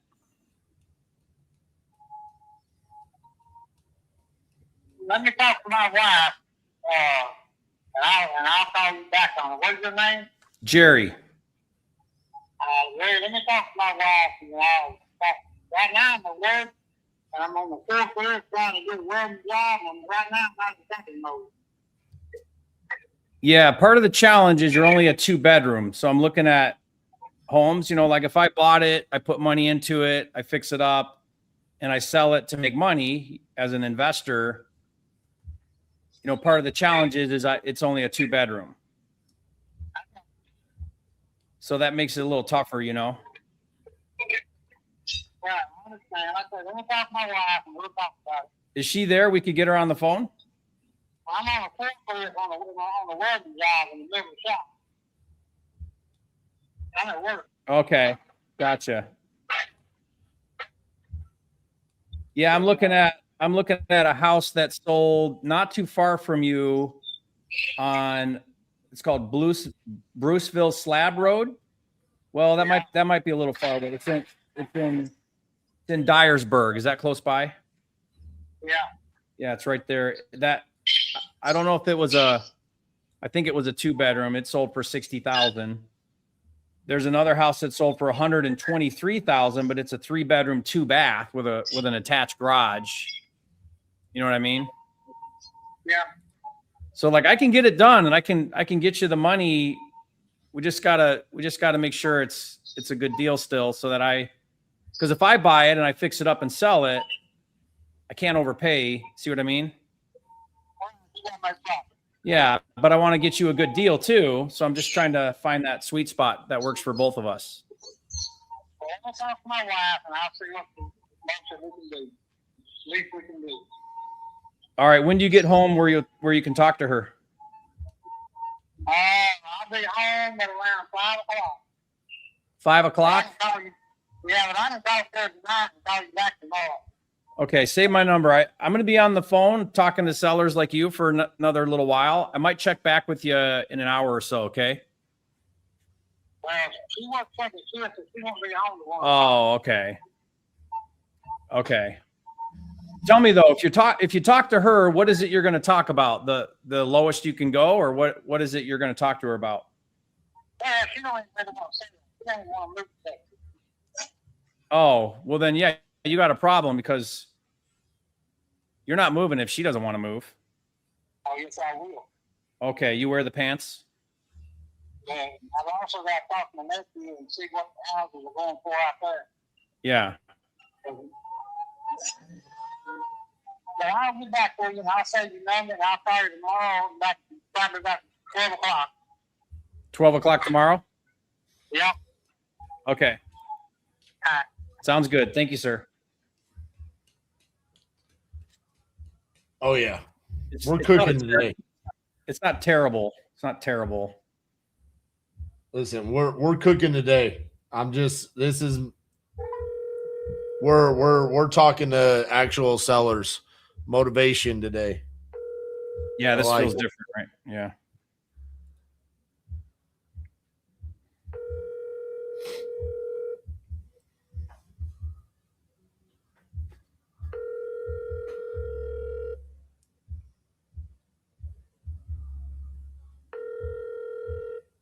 I'm sorry, the person you are trying to reach has a voicemail box that is not. All right. Let's do it, Tim. While you're calling another one, when a seller won't give you the number, I just keep asking. Yeah. You know what I mean? Like, just rephrase the question a different way. I thought you were going to drop you think my offer is going to be higher than your asking price? Yeah. I'm sorry, the person you are trying to reach has a voicemail box that has not been set up yet. Did I call the same person twice? That was weird. They both didn't have their voicemail boxes set up.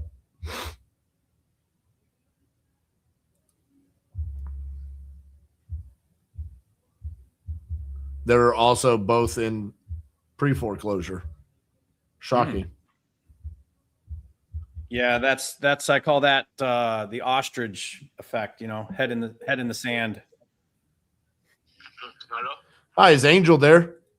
Yeah. Hey, Angel. This is RJ Bates calling about your property there on Country Club Drive. Looks like you had filled out a form on my website about selling that property. Is that correct? Oh, yeah, correct. Awesome. How much were you looking to get for it? I'm not sure. I'm still paying my mortgage and stuff like that, but I'm like 10,000 past due, and I don't want, I just want to get some of my invest on the house, and if somebody can finish pay or buy it. Okay. How much do you owe on the mortgage altogether? I think it's 256. Okay. So 256,000, and then you're 10,000 in arrears. Yeah. Okay. Is there how far behind are we, like months wise? The months like we pay 1,300. No, I'm saying like how many months behind are you? What do you mean, like no? How many months no pay? Right. Not sure, like 5. 5. Okay. Have they already set a foreclosure date? Huh? Have they set a foreclosure date? Not yet. Okay. Not yet, but I'm not gonna make that payment on today or tomorrow. Okay. So the account on current. But you're not making the 10,000, right? You're just making a monthly payment. No, I'm gonna pay almost 9,000. Oh, you're getting it almost caught up. Well, then why do you want to sell? Because we move on with my wife and family, so I wanna put the house on rent or sell it. Gotcha. But for rent, I'm already do that one time, and that not work. That people don't care the houses and make a mess and stuff like that. Okay. Did you buy this in 2021? Yeah. Okay, so you bought it in 2021 for 256. Yeah. So you owe less than 256 now, right? On the mortgage pays say 256, but we have 4 years payments right now, so I don't know. I really don't know how that works, and or if I use paying interest, or I don't know. I'm not sure. Like I said. Okay. I'm sure you paid a little bit down, but maybe some of it's gone up because of late payments and arrears and penalties and stuff like that. Okay. What's his interest rate? And you're willing to just walk away from the mortgage altogether? Like if I would just said, hey, I just want to take over the payments, you would be okay with that? Yeah, if that works I can do that. Like, how would that work? Like, stay on my wife's name and just keep payments, or? Yeah, but the loan would stay in your name, the property would go in my name, and I would just start making payments to the bank. Okay. So, but I'm gonna get some cash or how? Like, not if you owe 256, because it's just I don't really see a whole lot of value higher than that in the area for the property. I mean, basically, I would just do what you're talking about. I would take over those payments, and then I would go be a landlord and just I would just rent it out to somebody. And how that what I want with that? You would just be done with making the mortgage payments. That would be the only benefit to you. You wouldn't have to worry about the mortgage anymore. Yeah, but I need to get some money, because I invest a lot of money on that house, and I renovate everything, and we change all the floors, bathrooms, and everything. So, I mean, how much money are you talking about? I mean, the house was built in 2013, so I mean, surely you didn't do that many renovations.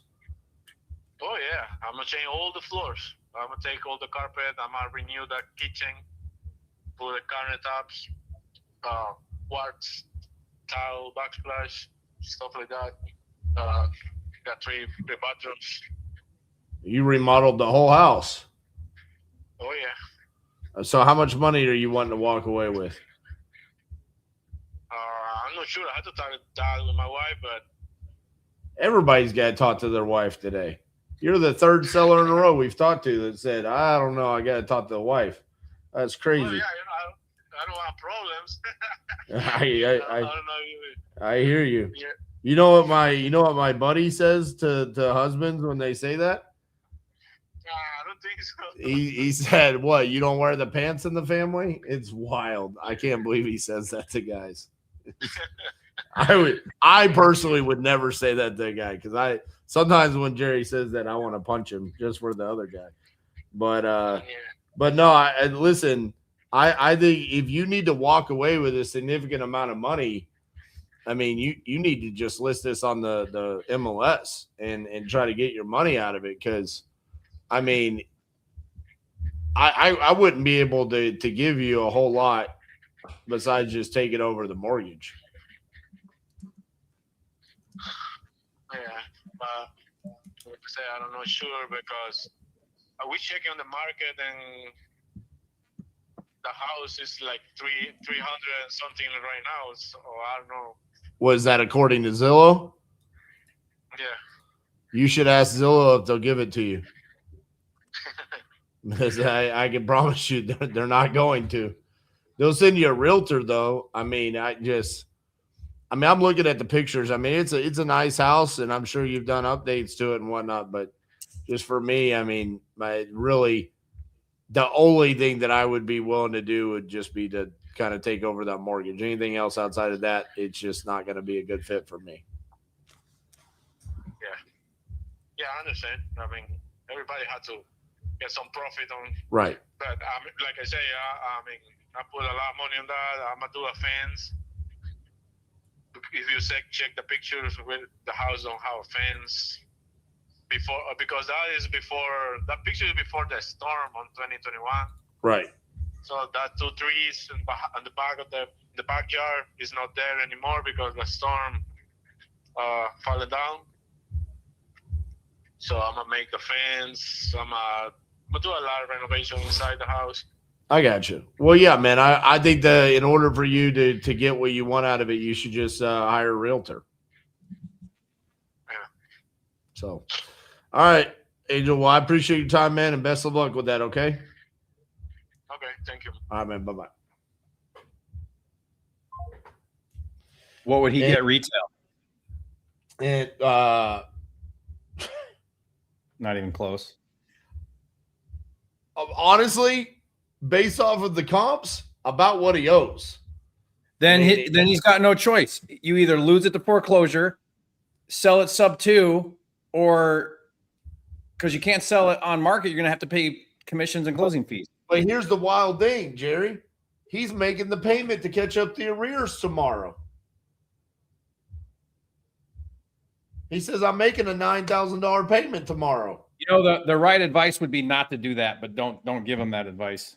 I'm not going to tell somebody. Yeah, I mean, no, but because he's pissing that money away because he can't sell it retail, and no one's gonna. Maybe someone will take it over with no equity. I know some people that do that. So do you. But what's hilarious about this is that I almost said I should have said it before. I don't know why I'm calling the foreclosure lead. It's literally the biggest catfish lead in all of wholesaling.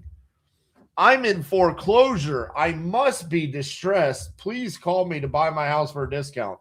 And then it's always that, right? Yeah. I owe exactly what the house could be worth. I don't know what I'm going to do. I have tons of options. This guy bought a 2013 house in 2021 and said he did a complete remodel. Yeah, he did the floors. He didn't do a remodel. He thinks he did a remodel. Right.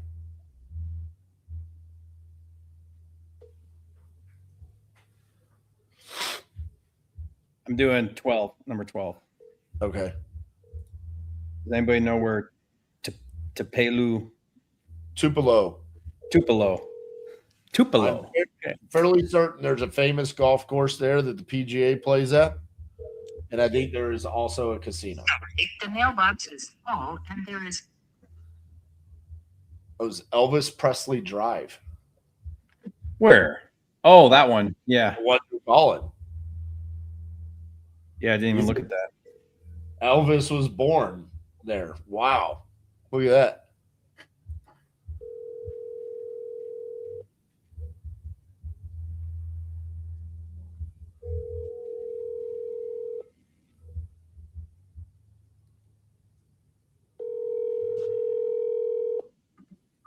Sorry, the mailbox is full, and. RJ, notice that there's no Jerry freezing happening. I did. It's because you have great Wi-Fi. I'm also mad that the chat has not complimented your Wi-Fi today. Yeah, oh no, they'll just complain is all. They'll, yeah, At the tone, please they record expect your it not message. to do that. When you have finished recording, you may hang up. Got high expectations on these lives. Your call has been forwarded to. Oh, that was a push it right to it. All right, I'm going down to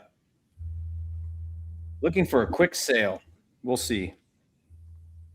Which one was that you just called? Oh shoot, I don't remember. Let me look real quick. Is it 1360. It was 18. 18. Number 18. All right. Ready? I'm doing what number is this? 20.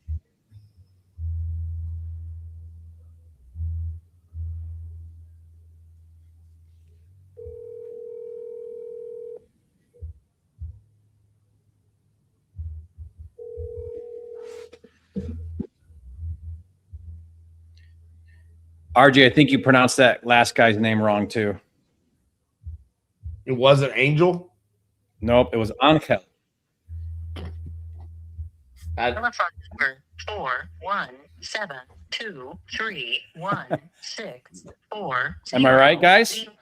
Leave a comment if I'm right. I'm telling you right now, if I called somebody and tried to say that, I wouldn't even be able to keep a straight face. I would laugh at myself. Let's hope you don't get Jesus or we'll be in trouble.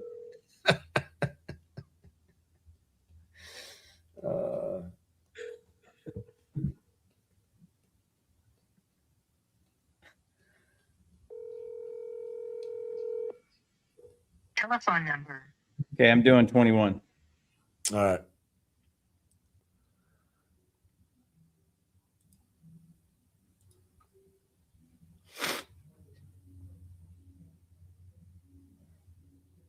This is the one, RJ.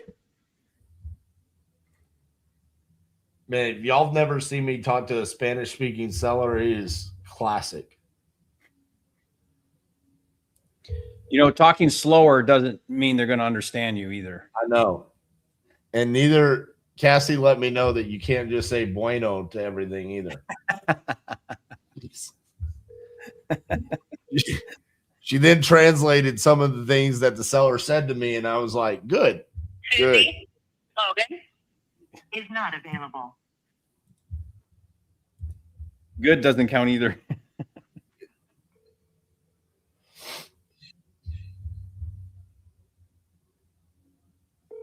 I'm just trying that one more time, but Just because it's Nebraska and that's your favorite? yeah. I got to tell you a funny story about Nebraska. Yes, Jerry can see the chat. Why? What's happening in the chat? I don't know. They just wanted to know if you could see it.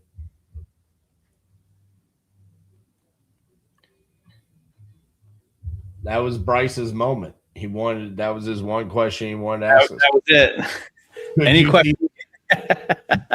You should bring it up onto the screen. We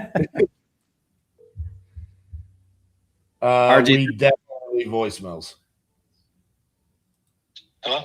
Yes. Hi, I'm calling for Lucky Bolden. Yes, Mass is calling. Yeah, this is Jerry calling about property for sale on Country Road. Oh, Country, County Road, you mean? Oh, sorry, County Road. You're right. Yeah. What can I do for you? Well, I was hoping to talk to the seller. Is that you? My wife and I were both. Oh, good. Okay, good. What's your name, sir? My name is Lucky Bolden. Oh, you're lucky. Yes. Gotcha. It's your lucky day. Yeah. Never heard that before, right? Uh, All right. Okay, so I'm pulling up your property here. You're still looking to sell that, right? Yes. Okay. And what are you hoping to get for it? price. Yeah. We've had it recently appraised at 230. Okay. So help me understand what you're thinking. Are you hoping to get full appraised value for the property? Oh, well, obviously that'd be good.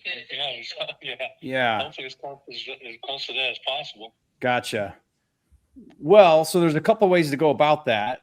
You mind if I just share with you the difference between how to get the best, highest price and how to get a convenient, fast cash offer? The difference between that? Yeah. Okay. Well, so if you're looking for a retail buyer, they're going to pay the most the market will bear. So if that's 230, then your best chances of getting that would be to list it with a real estate agent. They're going to take it public. It's going to be all over the internet, on Zillow, the MLS. You'll have showings, inspections, appraisals, financing, all of that type of thing. Usually you'll have to fix some things up to get that full value. Well, unless your value is based on the as is, but you'll have to go that whole route is the best way to get full price. And some people, it's worth it to them because they're okay to take the time and go through all the hassle, let's call it, and have people coming over doing showings and all of that. The other route that some people choose is they just want a fast, convenient close. So it's almost like this. Have you ever sold a car before, like a used car? Yes. Yeah, you got two ways. You can put it on Facebook Marketplace. People are going to come over. They're going to take it for a test drive. They're going to need financing. You might have to put new tires on it. You have to deal with all that, but you'll probably get a higher price. Or you walk into the used car dealer, you hand them the keys, they hand you a check and you walk away. But of course, you got to give them a deal. They're going to buy it wholesale. Right. I'm that guy. So I can give you cash. You can close whenever you want. You don't have to fix anything. You don't have to do anything. And it's just easy and quick. But I need a deal. So I can't pay that full value. I got to get a discount. So you need to decide like what's best for you. Some people take one, some people want the other. Just depends on your situation. Like, what's your plan when you sell it? Where are you guys going? We're just going to downsize. We're going to go to a duplex, and maintenance is included and all the mess, so we're not going to deal with it. Yeah, that's nice. No lawn care, none of that. Right. Yeah. Yeah. So if you're not in a hurry and you're okay to take your time and try to get the best price, I would recommend listing it with a real estate agent. But if you don't want to deal with any of that and it's just fast and easy, then we should talk. Well, we're not in a hurry, but at the same time, we're going to see how going this route, what are we looking at? Yeah. We're looking at your offer as far as that goes. Right. Yeah. But I mean, I doubt I'm the right fit because it's going to be a pretty steep discount. Like I'm not going to be anywhere near that 230 number. I mean, like, let me ask you, if you could just be done with it in, let's say 3 weeks or 4 weeks, and you don't have to do anything else and you could close and get cash in your pocket, what would an offer like that look like? Like, what would you be willing to take for that? 200,000, but I don't think you can do that. You said 200,000? Mm-hmm. Yeah. Well, I mean, that's not much different than if you sold it full price on market, right? Because let's say you got 230, you're going to need to factor in, I roughly say about 10%. That covers commissions, closing fees. Usually some people want some repairs or some concessions. So, a 230 on market is almost a 200 net to you. So like that's, yeah, I mean, it would probably be, I don't know. Let me think about it a second. You said 230 is your value right now? Yes, sir. Tell me a little bit about the condition. Have there been any updates recently, like in the past 5 years or so? New roof. Yeah, new roof. AC. Yeah, new roof, new AC. Okay. How long have you guys been there? It's 2004. Yeah. Oh, so you built it. You had it built. Okay. Yes. So new roof, new AC. So what do you think? What about the kitchen, like the cabinets? Oh, yeah, they're all. Original cabinets are oak. Yeah, they're all. Okay, so original cabinets. And what's your square footage? 1,500? It's 1549. 1,549. Yeah. So a house like that, I would probably go in still and do new cabinets, new countertops, probably paint and carpet, you know. I wouldn't have to do the roof and some of the major stuff, which is great. So I would probably be budgeting about 25 or 30,000 for if I was going to try to flip it. So I have to factor that in, and I have to factor. Are you still there? I think I accidentally hung up on him. Oops. Did they purposely hang up on you, or I did hope you not. accidentally hang up on them? I think I did. I was trying to go to my calculator.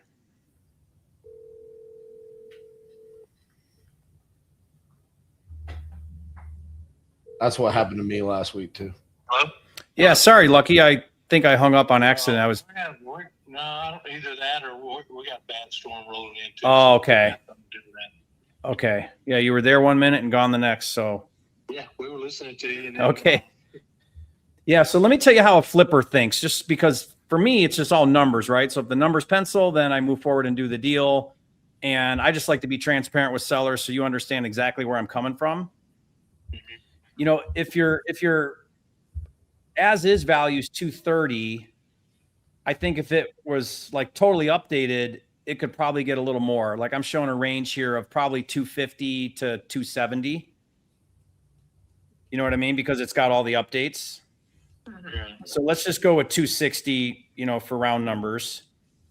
I need to be all in on that deal at about 70% because that gives me room to sell it, pay financing, pay commissions, pay closing fees, and make a little bit, right? So I need to be all into the deal at 70% of 260, which puts me at 182. But then I also have to factor in about 30,000 in repairs. So if I back that out, it puts me down about 150. So that's probably where you're going to see offers if you talk to cash buyers like me. Yeah, that's a little low for us. Because it's additional round. Yeah. We may take our chances on the other way. So the other way, think about it this way. If you get 230, let's just say it doesn't go as well as you hope and you get, I don't know, 220, and just factor in, just for rough numbers, factor in about 10% to pay all the fees and everything. So that's going to net you about 200. So if you go that route, you might get 200. And again, I'm just kind of spitballing here, but just to give you an idea, if you go the retail route with an agent, you might walk away with about 200, sell it to me, fast, easy, convenient, 150. Nah, I think we'll take our chance the other way. We can always call it. I thought it was my lucky day too. Darn it. I'm sorry. No, All right. That's a little low for us. Yeah. Yeah, I get it. I'm just, whatever you end up doing, just think through those areas. So if you fill out a form or if you get a call from investors, just understand the difference. When you start talking to them, they're going to be thinking one way, you know. Right. Yeah. I get that. Yeah. Does that make sense? Yeah, it sure does. Okay. You explained it pretty well. All right. We just don't want to lose it that low. Yeah, I get you. Well, I wish you the best. Hope you guys, it all works out for you. Yes, sir. If anything, can you save my number? If anything changes and you want to shoot yourself after talking to an agent, call me back. Okay. Yeah, we'll save you just in case. Okay. All right. All right. Thank you, sir. Thank you Okay. for explaining all that. Please. You're welcome. Bye. Bye-bye. Wow, just being honest with people. I know.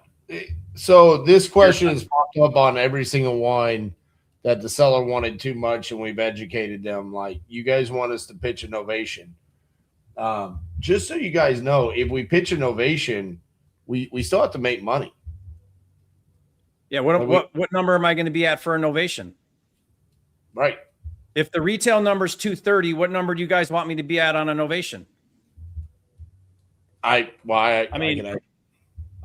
probably 185. So, you know, that's where some people would try to do that. But then how much am I making on that? Well, I mean, say minimum 30 grand. I mean, you're at 177. I mean, well, even at 180, now you're only making 27 grand. This is if nothing goes wrong, everything goes perfect. I mean, the escape route is not creative offers. And also, where was that at?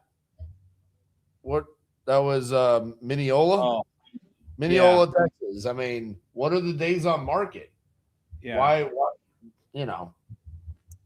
Do we pitch novations? Yes. I have videos where I've pitched novations. I've closed novations on here. It has to be a good fit for the seller first, and then a good fit for us.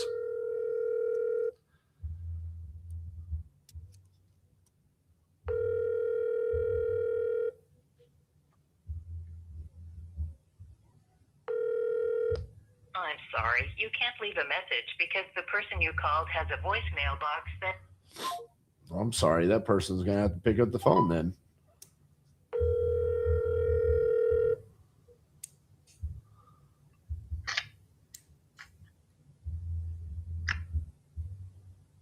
Hello?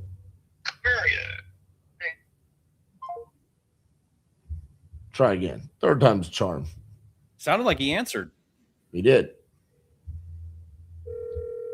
Which number are you on right now? 48. I'm sorry. You can't leave a message because the... That's annoying. He picked up the second time, but it sounded like he was struggling. Like, you could hear him like kind of huffing and puffing in the background.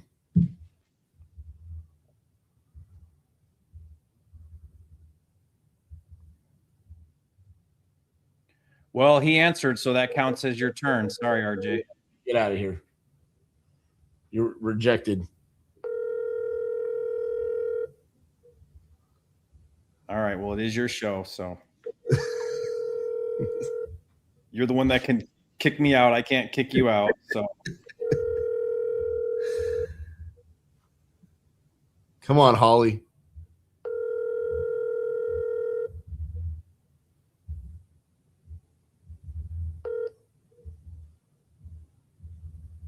Please leave your message for... what do you think about these divorce ones? I was saving them for you.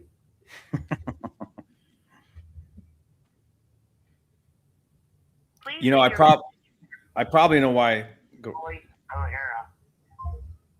I mean, you know, the reason why there's a divorce is because he thought he wore the pants, but he didn't. And then, you know, it just doesn't. My favorite is number 35. I put it in yellow because you were on the spreadsheet and you went to comment in the chat. Oh. And under the phone number, you said, well, he did say he wears the pants. That's the new phone number. So to our Red Panda team, I really want to call that lead. I just fixed it. It's because I got two computers open here. Okay, give me a break. All right. Well, listen, this is for the gram right here. I'm going to close this one. Please leave Which your one? message Oh. for 419. Of course, it's Insta voicemail. D&D? Please leave your message. No. Dang it. All right. Which one's next? Honestly, RJ, if I'm trying to, you know, like maximize every single lead, I'm trying to find the right way to answer the novation dilemma or what do we want to call it? Pandemic. Hello, Hey, is Josh there? this is him. Hey, Josh, this is RJ Bates calling about your property there on Sperry Street. Looked like you had filled out a form about needing to sell that property. Is that correct? Yeah. Awesome. How much you looking to get for it? I'm looking around 40,000. 40,000. Okay. Well, tell me a little bit about what you got going on. I used to work up there, bought it. Got the opportunity to move home, so I moved home, and it's been rented ever since. But looking to buy a different property, and I'd like to unload that one. Okay. Is it Don't currently have to sell tenant it. occupied or is it vacant now? It is currently occupied. Awesome. How much is the rent rate? They're paying $400 right now. 400. Okay. Is that month to They've been month? Good renters. So. Yes. Okay.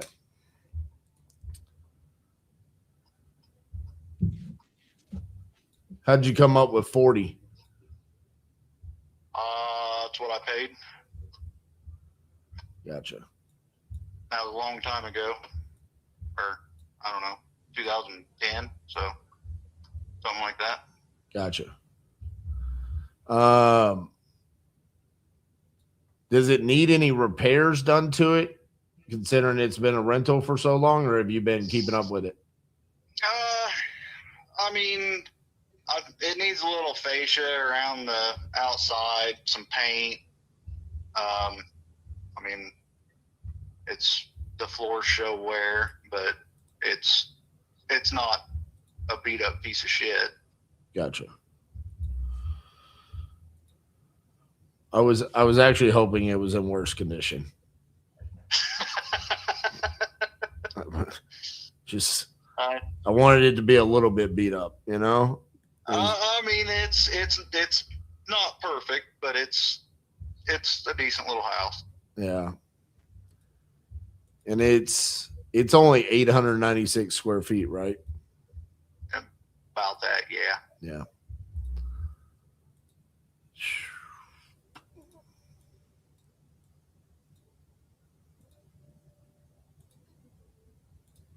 What do you think it would be worth completely fixed up?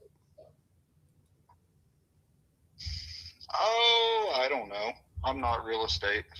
Hold on. You can't be a landlord for over a decade and say you're not in real estate. You're in real estate more than the majority of real estate investors. I don't really want to be. Oh, I don't know. I mean, I think 60, 70, I would say. Yeah, there's one on the market right now I just saw it. It's on Cole Street. It's listed for 72, completely fixed up. Yeah.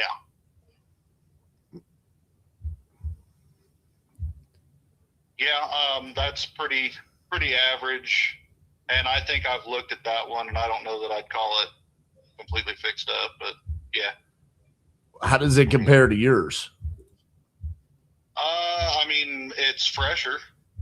Okay. From what I've seen. I didn't look at it too much. I just kind of looked around. I've been thinking about putting this house on the market. It looks fresher, but I don't know that I would say that it's Toll Street's a little rougher neighborhood. Gotcha.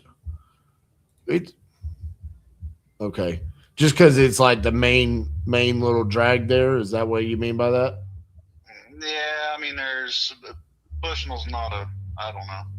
I don't think Bushnell's a great town, but the neighborhood around there on Sperry is a little nicer neighborhood. Okay. And how much I know you said you want 40, but I mean, how much do you actually need to go do the other deal that you want to do? Because you said you wanted to sell this one to go buy something else, right? Yeah. Yeah, that doesn't have anything to do with this house. I'll sit on this house. I mean, if you want to make an offer, that's great, but I'm not going to take way less just to get rid of it. I mean, I gotcha. I don't have to sell it, I guess is what I'm saying. It's paying for itself and it don't eat anything. Right. I mean, to get up to that $70,000 value, what do you think, like 15,000, 20,000 in repairs? I think you'd have that much myself, but Okay, so just 10? probably. Okay.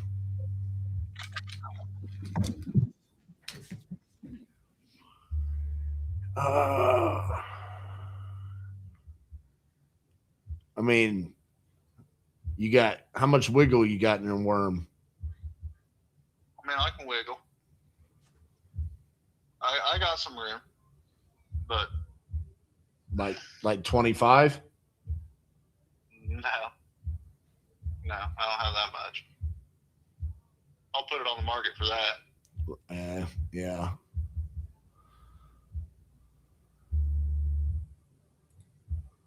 I mean, I can't do 40 because say if I only put 10 into it and I sold it for 70, I mean, I'm going to be lucky if I even make 10 on the profit, you know? Right. No, I get it.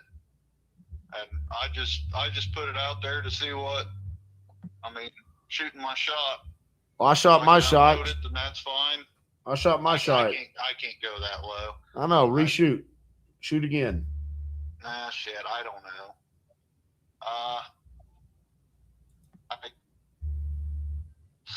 I'd be more around 34.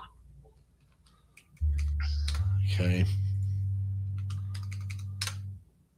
And you don't want to do anything creative with it. It's like seller finance, right? You only cash only. Offer after offer before on that, and it looks like a really good way to get screwed. It could be, but I will tell you, man. I know you don't want to be in real estate, but I've got tons of owner finance deals, and they honestly, I love them. Not trying to convince you to do it. I get on that side. I'm sure you do. I mean, I've got one. I'm paying the bills, and then I got to go through a foreclosure. Oh no, no. I'm talking about where I'm the lender. I do that. Yeah. I've got one where one's cashing out right now, and I'm going to get like a $35,000 payday on the payoff out of the blue. You know, it's been going on for 7 years. It's like, oh, that's cool. And I got another one where I'm having to do the foreclosure, but the property is appreciated like $150,000. And so it's like, well, you either can pay me out or I'm going to foreclose on you because you're not making your payments. And I'm going to go capture all that equity that I haven't really done anything besides just being, you know, so just that's my little sales pitch on seller finance. If I cover all the closing costs and all that, could you do 30?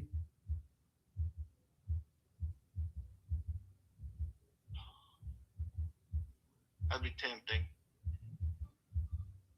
I think I'd have to think on it. What would you be thinking about? I don't know. I've owned the place for 15 years and losing $10,000 on it. Shit, you ain't losing anything. You've been making money the entire time. I don't know about that.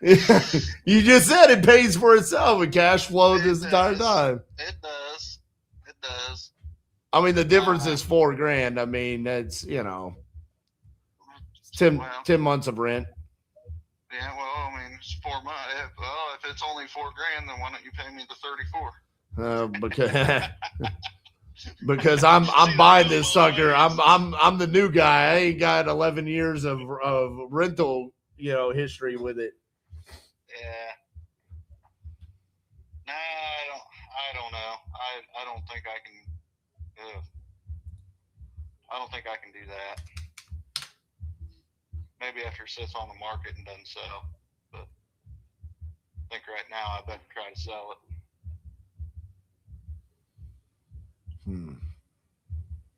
So. All right. Well, give me 2 seconds. You're gonna make me pay more than I want to pay. You said I don't want to be in real estate. You should be. How many other properties you own? 2. You want to sell those? No, I live in one, and the other one, that's the reason I'm getting rid of this one. Ah, I got you. I mean, realistically, the highest number I could actually do would be 32,000, because that's if I can only put the 10 grand in the work in it. But 32 is as high as I could go. Okay.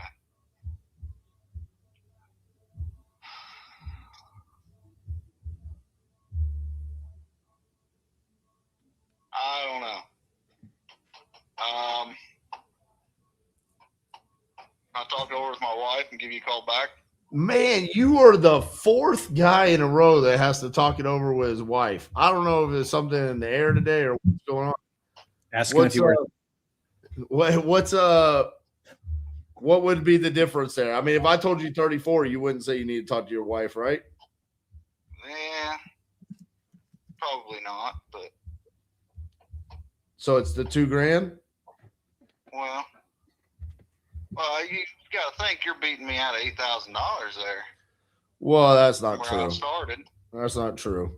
That's where It you is. started, but you knew you weren't going That's to where I get that. started. You knew you weren't going to get that. I can put the motherfucker on the market and get that. That's true, but you're going to be paying something. You're going to be paying a commission or closing costs or inspection items. None of that comes along with me. That's true. How long do you need to talk to her? I can talk to her tonight. I'm at work right now, so. I got you. Well, you want to talk to her over tonight and me call you tomorrow? That'd be fine. All right. What time tomorrow?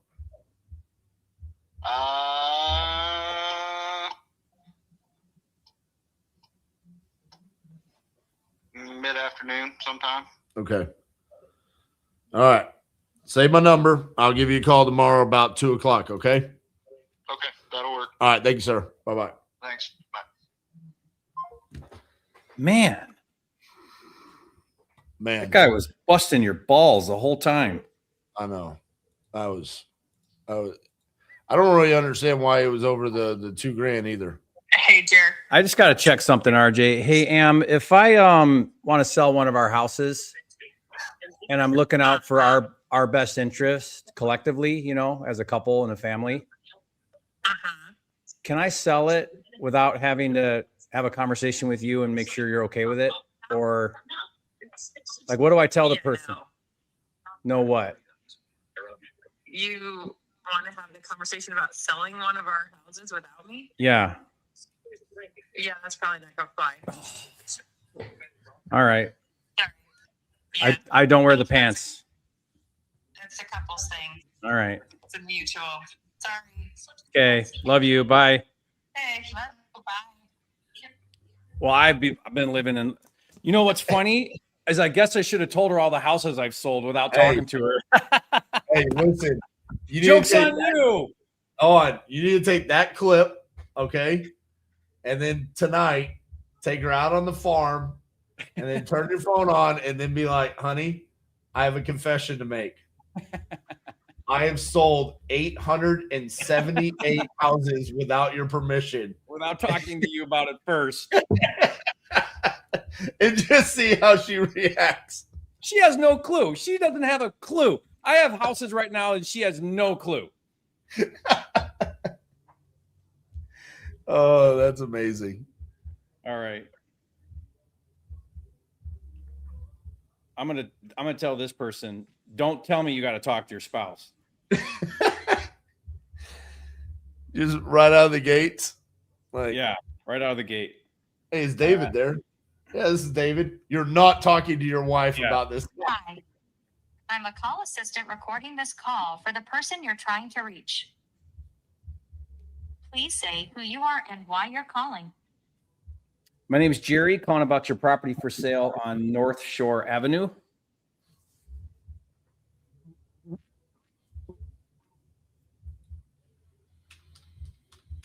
Thank you. Yeah, good Please suggestion. hold I'm going while to start I calling connect the women on the list.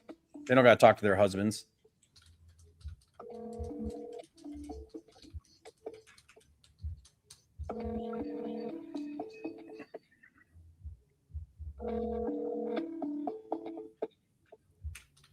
The person you're calling is busy now. I'll let them know you called. If you would like to add a I hate those freaking service. If they could do it faster, it'd be all right. Right. Like we're trying to get a contract here, freaking AI system or whatever that is. We don't got time for you to take your time. All right, I'm on 40.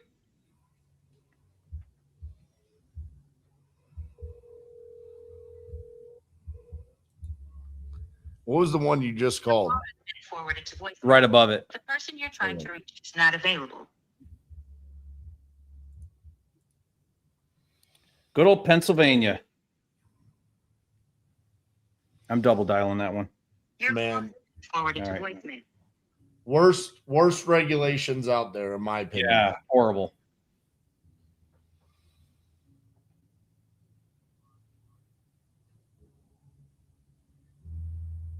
Which means you get the best deals.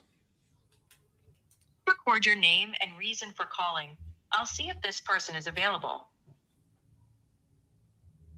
David, you're David. Jerry, calling about your house for sale on 4th Street. Thanks. Please stay on the line. I mean, if I heard that, I would be like, I got to talk to this guy because what? He's gonna be like these damn VAs.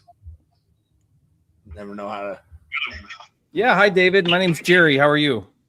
Hey, pretty good. Good. Calling about your house on 4th Street. You still looking to sell that? I certainly am. All right. Love to see if I can help you out here. My notes say that you're looking to sell without an agent as your reason for selling. True. Don't we all want to skip the agents? Right. Well, I hear you. I mean, it's I'm retired and my kids are all grown, and you know how ain't shit kids are. So How what? ain't shit kids. All kids are ain't shit. You know. Oh, they all have ADHD? No, they just ain't shit. Now they think they're grown ass adults and they ain't shit. But Oh, I'm following you. Okay. So I'm gonna sell the motherfucker and enjoy my retirement. I ain't gonna leave them shit. Okay. You know, I sat all my kids down and I told them, I'm not giving you anything, so go make your own way in the world like I had to. Right? I mean, I didn't get a damn inheritance until I was 62. Yeah. Well, I'm looking at this house right here. It's 3-bedroom, 1 bath, right? And you're looking to sell to what? Downsize, or what are you thinking? Yeah, well, it needs repairs, like I said. Okay. Yeah, I answered those questions in the initial, Right. you know, whoever was set up that damn algorithm. But Yeah. yeah, I mean, like I said, I decided, you know, I don't know anything on it, and you know, I mean, it's got newer siding on it. It's got a little older roof, probably about 15-year older roof, but it's got vinyl siding on it. Weather Seal is the name of the company who put the siding on. Okay. The windows are older. They're Anderson windows. They would need replaced. I've had prices locally, and I've had high-dollar prices like Anderson's, you know. Hell, Anderson wanted to replace all the windows for $55,000. I said, you're out of your fucking mind. Yeah. You go with Champion windows and replace every damn one of them for under $5,000 here. Yeah, the vinyl windows. Yeah, and I've already got 3 of those replaced upstairs. So yeah, they're not shit. You know, I mean, come on, people. They try to make a big hoopla out of it. I got family members in home improvement, roofing and siding, and home interior, everything. You know, from demolition to ground up. You know, so. You know, they're not going to pass any bullshit over on me. And plus, I know the 2 houses that just had minimal updates on them down the road, and they don't have near the land or a 2.5. Well, my 2.5 car garage really needs torn down, but it's a concrete slab out there, so easy enough to build another garage. Anybody could. Yeah. So I'm okay. That being said, I mean, it needs bathroom, it needs kitchen, and new flooring throughout, and probably some drywall. You know, I mean, yeah. It's definitely in the kitchen because I've already gutted the kitchen. I mean, that's just plain and simple. It had a 1970s kitchen, and it was leaking, and everything in there was leaking, so I could dug all that out and getting that started all ready to go back, so. Yeah. Okay. So I'm running some numbers in my head here on the rehab, but what did you have in mind? What were you hoping to get for this? Get 45. You want 45. Right. Okay. What those two sold down there for was 142,000. And I mean, I've already done my homework. So where'd you get the 45? They just sold in the last month. Yeah, I'm looking at it. So where'd you get 45? What's got you thinking that number? You built in the rehab? Yeah. Rehab. So. Okay. All right. And how soon are you looking to close? As soon as possible. I'm living in my fifth wheel right now. I mean, I can stay here for 2 years, 3 years. So you stay here forever. All I got to do is pay $75 property taxes every 6 months. So it's vacant right now, the property. Well, yeah, the house is empty. I mean, I got some stuff stored in it, but just minimal 1-bedroom storage. Mm-hmm. But yeah, other than that, no. I mean, it's vacant. It's ready to be. Whatever you're going to finish tear it out and go back. I was going to put another bathroom downstairs. There's a little dining room off from the kitchen, and I was just going to make that a bathroom. Just open up the kitchen out to the living room and den. So I mean, it was real simple. My idea was going to be real simplified. I was just going to have a bathroom downstairs and do the kitchen up real nice, and an opening archway going out from the kitchen to the kind of like a dining living room, because the living room is like 26 feet long. It's the width of the whole front of the house. And what do you think all that would cost? I'm curious what you would. I mean, you're paying friends and family. I can't pay. I'd have to. Okay. I have to go with a contractor. Yeah. You with the contractor and materials and everything. If you put, I'd say 50,000 in it, you would be doing. I mean, that would be immaculate materials. That's not like just a flipping. Somebody going in wanting to flip it, because this neighborhood is not going to have a $14,000 kitchen. Nowhere in none of these. No, but those couple of rehabs are nice. They're really nice. Yeah. Well, those ones down the road are not that nice. They only spent about 6 months in there, and only 2 guys. They were brothers. I seen every bit of the work they did, and along the way. I mean, yeah, they did good work, but other than that the whole specular was done cheaply. Yeah. I with the contract of those boys and everything, they probably had maybe 25,000-30,000 in each house. As far as the rehab. Okay. Could you get me a little? Lowe's stuff and Menard stuff is all they went with. If I cover closing fees, could you get me a little better deal? What are you talking? Make me an offer. What you think? I'd love to be at 35. I'm not going to sign with you at 35. If you want to put it in right, no. No, I don't want to waste time. How close to that can you get? 38. I'll do 38 then. All right. Let me see. Let me make sure I got your email. But don't screw around with me. I don't want to fill out a contract and send it to you, and then you play games, right? Right. And let me get something straight here. You don't have to talk to your wife about this, do you? No, I don't. Thank God. My wife's in the ground. Bunch of soft men out here. I'm just kidding. Okay, well, she's not your wife yet, so you don't have to talk to her about it. Right. Now, once you're married to her, you got to talk to her about stuff. Well, yeah, and I still talk to her about stuff. Okay. So, I've been married 27 years, and my wife knows every single house I buy and sell. Right. It would be foolish for you not to tell her. Correct.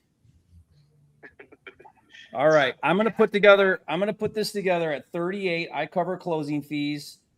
But here's the deal. I got to still get out there and walk it. So I'm just going to have a small window of contingency that just gives me a minute to get my guy out there. I just need 10 minutes to walk it, make sure there's not a foundation issue or whatever. And then once we get that done, then we open escrow. I put my earnest money in. They pull title and do all that. And then we close, you know, whatever, 3, 4 is what do you want? 30 days to close? We don't even have to do that. All right. Well, then let's close as soon as I'll just put that in there. But if title gets done, because usually it takes them a couple of weeks, but if it gets done sooner and we're ready, we'll just do it sooner. Does that sound fair? Right. All right. So we got a deal then. 38. Yep. And oh yeah, I was checking to see if I think I've got here in the form. Yeah, I got your email. Okay. Okay, I'm going to put that together and look for that in the next whatever few minutes, and then Well, we're getting ready to go out, so I'll look at it in the morning. So. All right, but I'll text you. I'll just call you if there's anything. You know. Yeah, it's pretty straightforward, and you can even do it on your phone. So I'll text you once it's sent, so then you know to check your email. Okay. All right. Well, I'll see it. My notification notifies the hell out of me on my emails. Okay, appreciate you, David. Yep, no problem. Thanks. All right, talk to you soon. Bye. Yep. That was a layup. There's two comps at 140 on his street. Oh man. Well, you just lit a fire under my ass. You said a contract. Oh man. I brushed the beard and everything. I went and refreshed. I'm ready to go. I'm getting this contract. I'm not calling a man. Would you go take a leak and you missed all the best call of the day? I listened to the whole thing. I Oh. took my phone with me. You were with me while I was in the restroom. But you put it on mute? Well, no, I listened to you. You couldn't hear me, but I could hear you. Good thing. I mean, I know what I'm doing. I'm calling a woman. I'm not calling I a man. would too. I'm calling I a would- woman. Julie is going to sell me this house.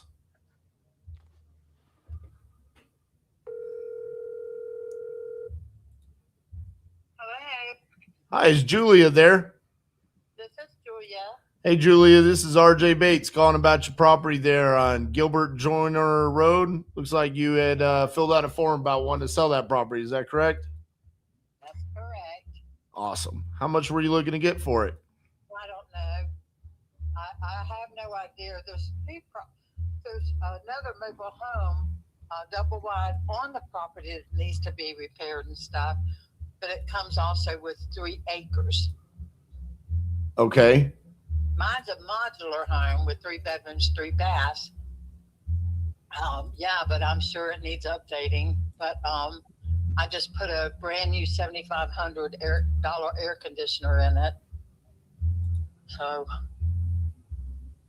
Gotcha. So I'm getting 2 manufactured homes, but they both need repairs, correct? no, one's a modular and it just needs updating, like the carpet needs to come out, that kind of thing. But that's all. And Okay. the other one needs repair. I mean, I'm really actually selling the 3 acres in my house, and that comes with it. Gotcha. Okay. And what's got you looking to sell? My husband passed away 7 years ago, and I've been here miserably here all those 7 years, and I finally decided I need to get going. So I need to sell my house so I can move to Alabama with my family. I'm sorry to hear that. Thank you. My dad passed away, 14 years ago, and so my mom has also kind of dealt with the same thing where it's time for changes. So I'm sorry to hear about that too. We lost our parents and us 2 sisters and a brother just within the last 2 years. Geez, I'm sorry. And then plus my husband, plus another sister that I absolutely adored, and I miss her. I just need to get close to family. Understood. Well, in order to do that, is there a certain amount of money that you would need in your pocket to be able to do that? I don't know. I really don't know. I know I want to sell. But I'm right down the road from a school, a good popular school. Okay. That's Lauderdale, West Lauderdale. Gotcha. Was your home built in 1987? Is that correct? I think so, somewhere around there, but it's a modular home. Right. Right. And the one next door is a mobile home, so double wide. Okay. Modular, not manufactured. Sorry. I was saying, is it a manufactured home or a modular home? Mine is a modular home. The one next door on my property is a manufactured home, a double wide. Okay. Or I guess that's how you say it, but mine's a modular home. Okay. Well, without you knowing how much you want for the property, I guess my question to you would be, if I just gave you a number, how would you know whether to accept it or not? Because I paid it off. I mean, it's paid for. So, I mean, I know if I can accept it or not. Understood. I guess my question, it's always the reason why I'm saying that is because I don't know what you need in regards to moving to the new property and all of that. And what I do know is I'm an investor, so obviously I'm looking Right. to buy this for a discount and come in and fix it up and then sell it for a profit. That's what I do. And Yes. I always want to ask homeowners, how much do you need to make this a win-win for you? Because obviously my tendency is to be conservative on my numbers, just shooting in the dark. But if you were to say, hey, RJ, in order for this to be the perfect scenario for me, the blue sky scenario, I need this much money. It's easier for me to say, well, here's how we could potentially get to that. Or Right. here's where the only options I see, because sometimes I'm not the best option, right? I mean, Yeah. the best option might be to list it on the MLS with a realtor and go Right. through that whole scenario. So was there a certain dollar amount that you know that you minimally need in your pocket?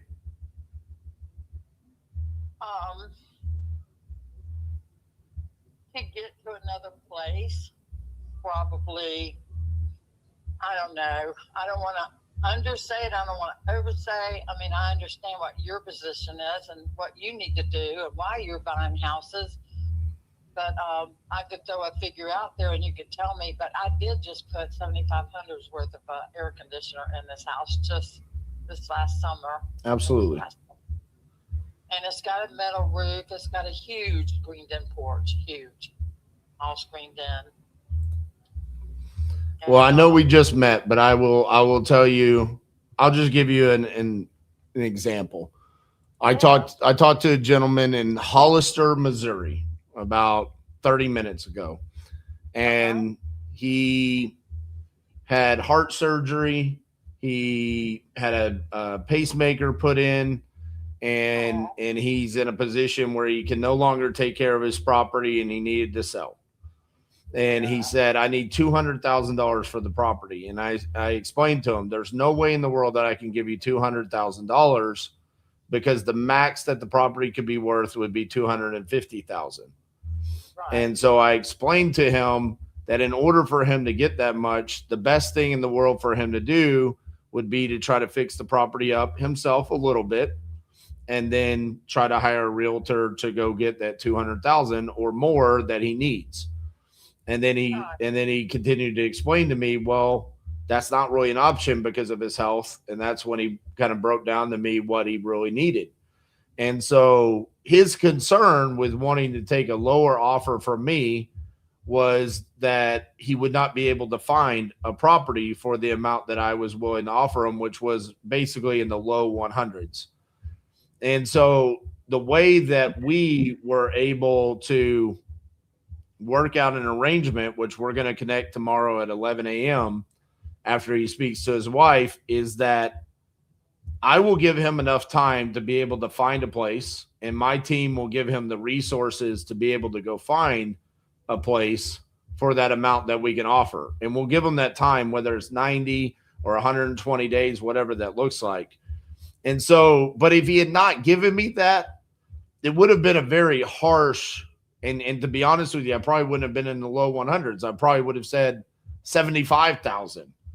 And Right. and it just comes across harsh, and like I don't really have a concern about your needs. And so I say all of that to say I know that we just met, but it just makes the conversation a lot easier for me to be solution oriented. If you say, hey, RJ, blue sky scenario, I want this much money. And you said you're worried about saying too high of a number or too low of a number. Tell me the too high of a number, and let's start there. Yeah. Right now, I think I would be happy with 150,000. 150,000. Okay. And so, If you think that's way too high, I just want to give a few more people a chance, an offer, and then maybe I've got a realtor that said she would take it and put it on the market for if I needed her to. I just want to sell it. and what would she list it for? We didn't talk about that. Okay. We just said when we get to that point and we talk to each other, we'll discuss everything then. Gotcha. And so there's another property similar to yours on Baylor Road. Are you familiar with Baylor Road? Yes. And that one is listed for 99,000. Is your condition similar to that? My condition? Like the property condition. Have you seen that property? Okay. It's on 11050 Baylor Road. It's listed currently right now. I'm looking at the pictures. It's got some updates to it, newer flooring, but it looks like some older carpet. It's been lived in. It's same square foot as yours, built in 1989. And so I was just kind of curious if yours was in the similar condition as that one. That one's been listed on Zillow for 24 days at 99,000. Is that a brick house? It is not. It is a manufactured home. Oh. I don't know anybody on Baylor that's selling a manufactured home, but because I live right down the road. Not down the road, but around the corner. Right. I don't know, but I just feel like the Lord keeps telling me that that's the figure is 150,000. Walk away. I don't want to spend any of it on any, because houses in Alabama are at least that or more. Right. So I can't afford to pay payments on a lot. So it's whatever you think, and if we think it's too much and you don't want to make me another offer or anything, that's fine. I've just started this, so. Yeah, I personally think that based off of that figure, and if that's, like you said, if that's what the Lord's telling you, I would say you could potentially get that based off of a couple of solds that I've seen in the area. There's a property on Newton County Road, and then there's another one on Blizzard Road that look like they're within a couple of miles of yours that were also manufactured homes that sold for 201 and 183. But those were listed on the MLS with a realtor. And so I think that would probably be the best route. I think with people like us, you know, we offer speed and convenience, but obviously at a discount. And so on this, I think if you were wanting to get close to that 150, I think you could get that net in your pocket if you were to go with that realtor that you were talking about. Yeah. Well, I'm going to give it, I've had a few people call me, and nobody has said that I'm too high. You didn't even say that. So I know being by a school and having 3 acres, back here, acres are like 25, 30,000 an acre. And I've got 3, and plus a metal roof and a brand new air conditioner by whatever that Right. brand is, that good brand. And it's 3 bedrooms, 3 baths, and it's almost 1,600 square feet. And some of it's fenced in. I'm not trying to sell you. I'm just telling you. I think there's some, and the screen porch alone, that was expensive to do. And got that, a door on each end. One goes inside the fence and one that's on the outside. The only thing that I would want to advise you on, just because it sounds like we're probably not going to be a good fit for each other. If you're speaking to someone like me, they might tell you that your price is correct. And then they might want to go list it themselves on the MLS. And they might not tell you that. Be very leery of what investors like me are willing to do without you fully understanding what they're doing. As if they want to buy it, that's great. But I would read over that contract in detail. Make sure that if you are signing a attorney in fact or a power of attorney, that they're wanting to do what's called a novation, and they're essentially doing what you could do by just hiring a realtor. And so I have done this for a very long time. I've closed close to 3,000 deals in all 50 states in the past decade. And I'm telling you, an investor cannot pay you $150,000. Yeah. And so if you want that, it should be to an owner occupant who absolutely could pay you that. And you need to find them on the MLS through a realtor. So that's just my free advice to you, because you sound sweet, and I just don't want you to get taken advantage of by really good salesmen. Thank you. I appreciate that. You're welcome. This has been very hard on me, but what would you even make an offer with that? Just curious. I wouldn't, because I'll tell you, you deserve to go get your money. You're not in a position where you need to sell me your property for a significant discount. And so I would recommend to you, if you said, RJ, I just don't want to deal with this anymore, and I just want to walk away, then I would make you an offer of what I just said, which is doing a novation to take that off of your plate. But I don't think that you're in a position to do that. You sound like you've already spoken to a realtor. You're in a place where you can get this taken care of yourself and keep all of your money. So when you do move to Alabama, that's yours. There's no reason for me to go make $30,000 of your money when you can go make that. Thank you, RJ. Seriously, I appreciate this. Just the way you think about things like that, about people. Thank you. Well, you're welcome. I hope more people in our industry would do this, because I tell them all the time, we only need to help about 10% of the people we talk to. And the other 90%, there's people out there that can help you. And you have my number now. And if this gets to a point where you're like, I don't want to deal with this anymore, RJ, can you help me? You can call me and I would help you. And we would help you through this whole process. But it comes at a price tag. And right now, just based off of this conversation, that's why I asked you, just tell me the number and I'll tell you what I think is the right path. Right. And I think that is the right path for you. Is you talked to that realtor. Sounds like it was a good conversation. I think you should call that person back and say, how much can we list this for? How much do you think I can put net in my pocket? They run that.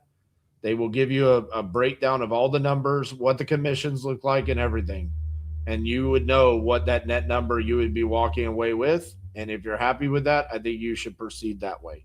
Because the more that you talk to guys like us, the more opportunity comes up that you're going to get yourself in a position that's not good. Yeah. Did you know Lena McCrae, a realtor here in Mississippi? I don't. I don't know many realtors in Mississippi, because primarily we don't do business with realtors. We primarily do deals just directly with sellers.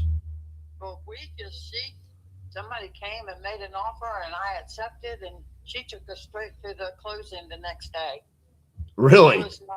Yes. And she was found dead a week later in her apartment or in her house. Oh, geez. She was going to take over my house and sell it for me. She did such a good job with the home that I inherited. So she she's gone now, and I miss her. I feel helpless without her. Man, Anyway. that is crazy. I'm so sorry to hear that. Yeah, we were becoming really good friends. She was a Christian, and I'm a Christian, and it was the only friend I would have had here. But she's gone. Jeez. So anyway, well, y'all, good luck with what you do, and thank you for the info. I really appreciate it. Every bit of it helps me make decisions. You're welcome, Julie. And like I said, save my number if you ever have any questions. Even if it's just, hey, RJ, somebody made me this offer. What do you think? You can call me back and just ask me. Okay? Okay.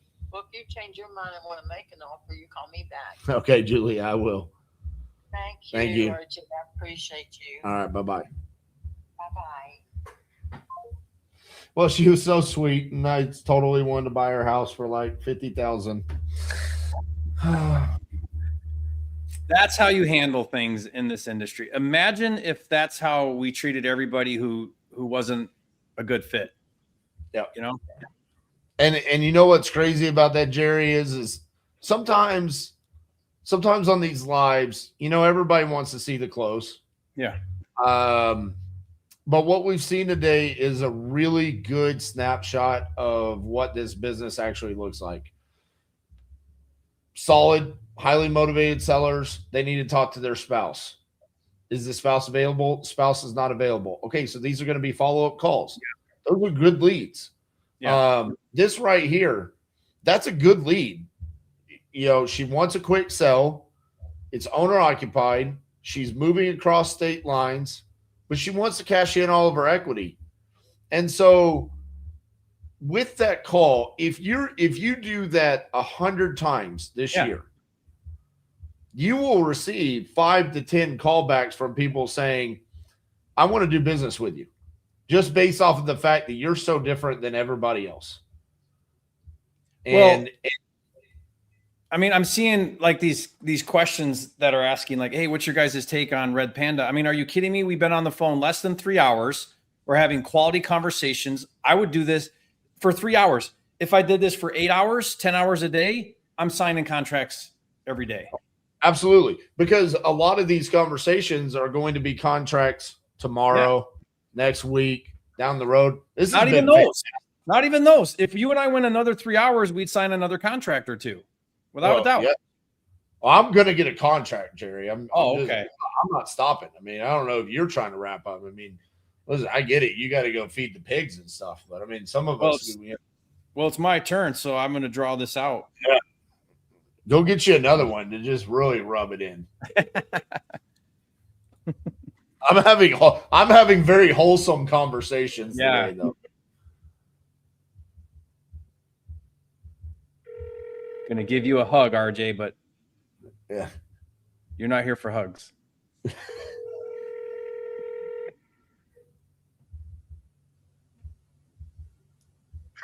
you've reached 1-864-447-1715. Please leave your message. No thanks. Okay, so real quick, Jerry, let's clear this up, okay? Yeah, because you just trashed on novations there. I hope everybody caught. Okay. All right. So I did. Here's the reason why. If you're currently wholesaling and you're talking to sellers every single day, you are for sure talking to 2 to 5 homeowners a day that are telling you, my house was just listed on the MLS and I didn't know that it was going to be listed on the MLS. Are you one of those guys? Are you about to do that to me? There's nothing wrong with doing a novation, to be clear. What I have a problem with is the lack of transparency, authenticity, and honesty that we are doing in this business. If you look at all of the regulations that are coming down on us as an industry, it is all due to the fact that we just can't tell people what we're doing. Yeah. Why does Ohio want us to disclose to the homeowner before we get a signed contract that we're a wholesaler? Because we've been lying to them. Yeah. If we were already doing that, it wouldn't be a problem. I just did a deal, RJ, in Vidor, Texas, out by you, east of Houston. And at least I don't know if that's by you or not. Is that by you? It's about 4.5 hours away. Oh, it's not by you. But anyway, I talked to this seller and she's like, I said, it looks like you were just on the market. She said, yeah, I don't know what happened, but all of a sudden an agent knocks on my door and says she needs to come into my house. And I'm like, why is there an agent at my house? And I'm thinking to myself, how did you get to this point? So I look at her stuff and I said, do you see right here, like what you signed and stuff? And she's like, I'm so confused. I didn't understand that. They didn't explain this to me. I don't know why I'm on the market right now. I don't want showings. I'm not letting anybody in this house. You know, it was just wild to me that some wholesaler locked this up, had them sign all this novation paperwork and didn't clearly explain to them what they were doing. And it just, and it was like 120 days. I had to help her get out of it. I showed her, here's what you got to do to terminate this. Cause she's like, there's no way. And I said, let me be clear with you. If you sell to me, I'm probably going to buy it. I'm probably going to clean it up a little bit. And I'm probably going to relist it because you're a little rural and I don't want to go through the whole process of, you know, here's what I do. And she knew what wholesaling was. And she says, that's fine. I don't care. I just want to close. I just want to be done. I don't want to have to clean it up. I don't want to have to fix it. And I definitely don't want showings. I'm living here with my deaf brother. We inherited this house from mom where, you know, it's uncomfortable, the living conditions and stuff. So I'm like, okay, like, why did somebody put them in a novation? Right. That's the worst thing for her. That's what I also said earlier when this got brought up.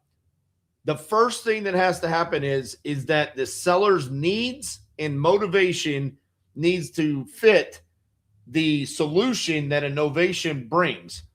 That seller that I just talked to is a potential perfect candidate for a novation. She has a good property. She wants a lot of money, more than a wholesale price. She doesn't need to sell for a discount. But if she comes back to me and says, I'm too emotional, I'm not in a place to deal with this, RJ, will you go hire the realtor? Will and you she deal said she has an agent friend. What's going to happen when she tells her agent friend who offered the listed for her that it's somehow listed with somebody else now? Right. It's just going to unwind. That's going to unwind on you. Right. So again, I'm not against novations at all. I think there's people out there that do novations fantastic. We do novations inside of TU. I have an issue with how some of them are handled, the lack of transparency, and also not keeping the seller first. So. And way unrealistic. Like that deal I just said right there, I ended up contracting it RJ for 34. I resold it for 52.5. They had it at novation. They had the contract at 64 and the novation list price at 99. It was so far off of value. I couldn't even believe it. Yeah. Okay. I'm going to call this, I'm going to try 43 again. All right.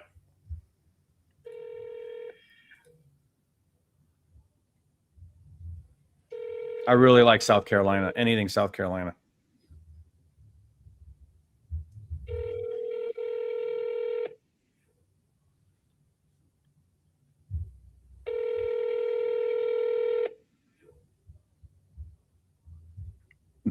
Hi, you've reached. Darn, that was a divorce one too. I really wanted to hear your marriage advice that you were going to. Yeah, I was going to give it to him. I was going to say, listen, I think I know why you got divorced. You don't actually wear the pants, do you? It's because you don't answer the phone. I'll see if this person is available. It's Jerry calling about your property for sale on Owen Street.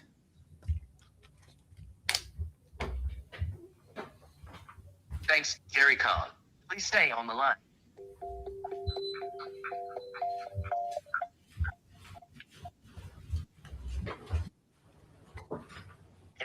Yes, hi, Larry. This is Jerry Norton calling about your property on Owen Street. Yeah, You still looking to sell that? I've been just looking to get a price. Looking to get a price. What does that mean? Wondering what if somebody drove by and said, "Okay, in this neighborhood, what's this worth?" So you're looking for, they call that in real estate a CMA. You know, like what agents do? No, I didn't know that. Yeah, or the other way that you get that number is you look at Zillow. Zillow will tell you pretty accurate usually. I'm trying to get away from Joe because I really don't like what they're doing. But if that's what's going to be accurate, then That's what I needed to know, and I thank you for taking the time to tell me. Well, I'm just saying, if you want to sell it, I'm a buyer. I pay cash and I can get it done. But I'm not an appraiser. I understand. So do you want to sell it? And we could talk about that. I have to get it appraised. Right now, I'm not grounding. Okay. Right, not yet. So I'm trying to save my ass. Are you behind on your payments? No, I'm not, and I still have some money left to make things. But I've been scammed like crazy lately, and Yeah, I'm done with the phone work. So, yeah, I get that. It's kind of hard to talk to people on the phone and trust with AI and all that nowadays. My notes say that. I did this to myself with everybody else. What's that?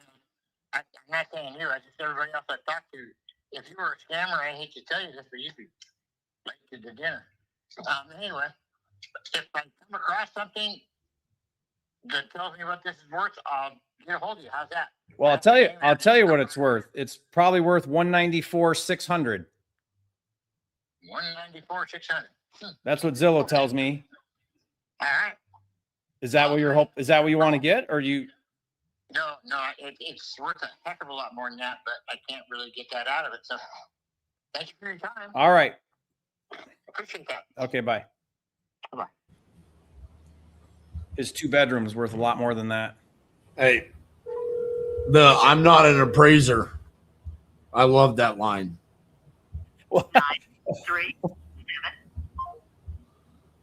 Are you trying to save $400? Go hire an appraiser.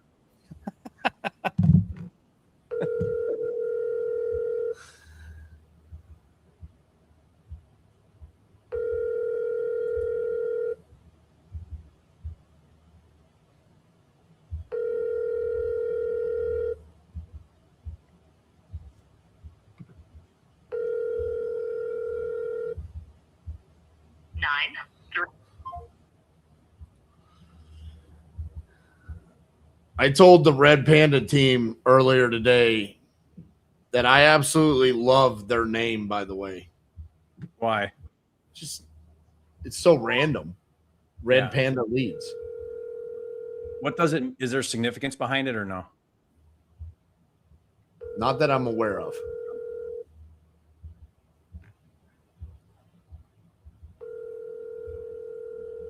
Which one are you on, RJ? 51.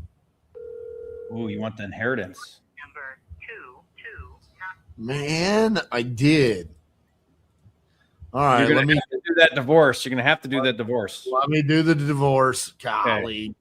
But dude, you just know what it's gonna be. I gotta check with they don't have to, no, they don't gotta check. Oh yeah, they do gotta check with the ex. Oh man. Jeff's phone number has still got her voice on it on the voicemail. That's one where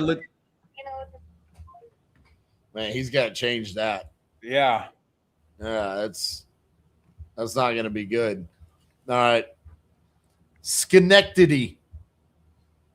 Golly, New York. Is New York the worst state for wholesaling? Yes. I noticed you've been skipping that California one too.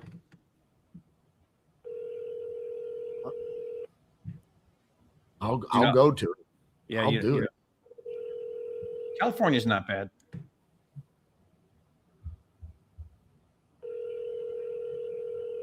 I've been skipping those New Yorks. Unless it's Buffalo. You like Buffalo? I mean, it's just such a, it's like 3 years in a row, like hottest market. It's because average prices are like 200 grand there. So it's like cheap. Right. And the attorneys are not as bad in Western New York. The closing attorneys. Mm.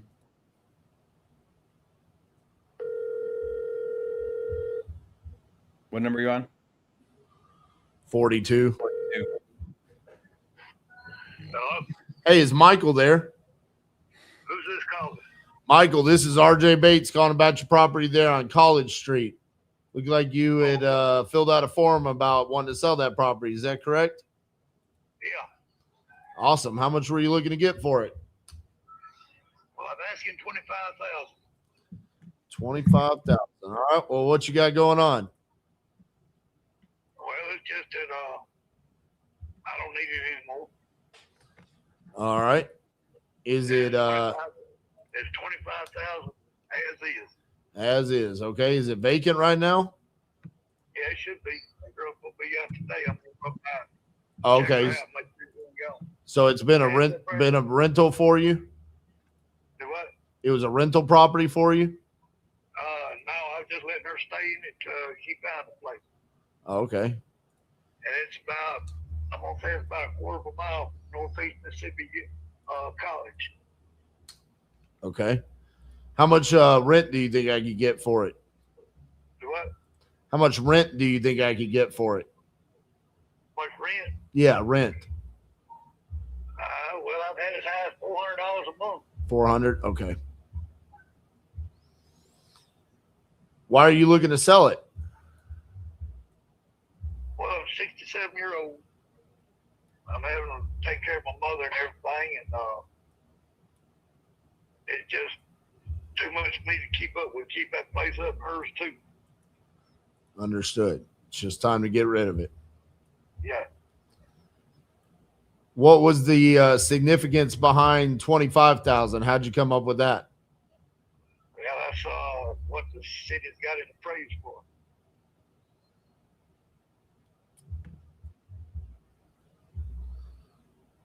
All right. So that's the tax assessed value? Well, I say, I filed homestead and all that. I don't pay taxes on it. Okay. The taxes before were probably about $400 a year. That's county and city. The picture that I see online is from 2024. It looks like the roof was in pretty bad shape. Has that been repaired since 2024? It's been patched up. Patched up? Yeah.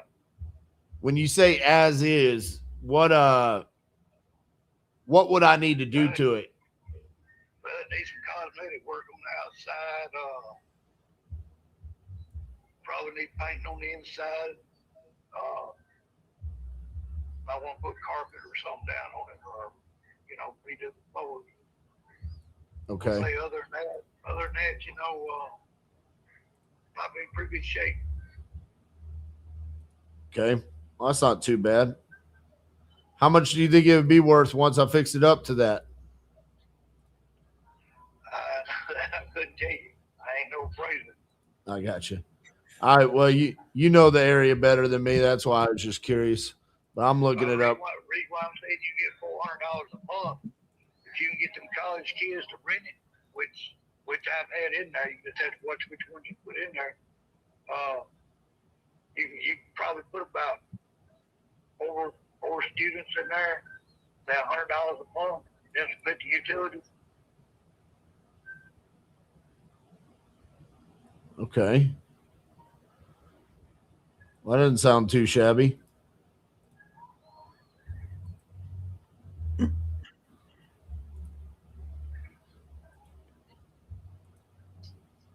Well, if I buy it cash, as is, cover the closing costs, no realtor commissions, anything like that, what's the best price you can do for me? Did you go 20? I was hoping you'd say 18. 18?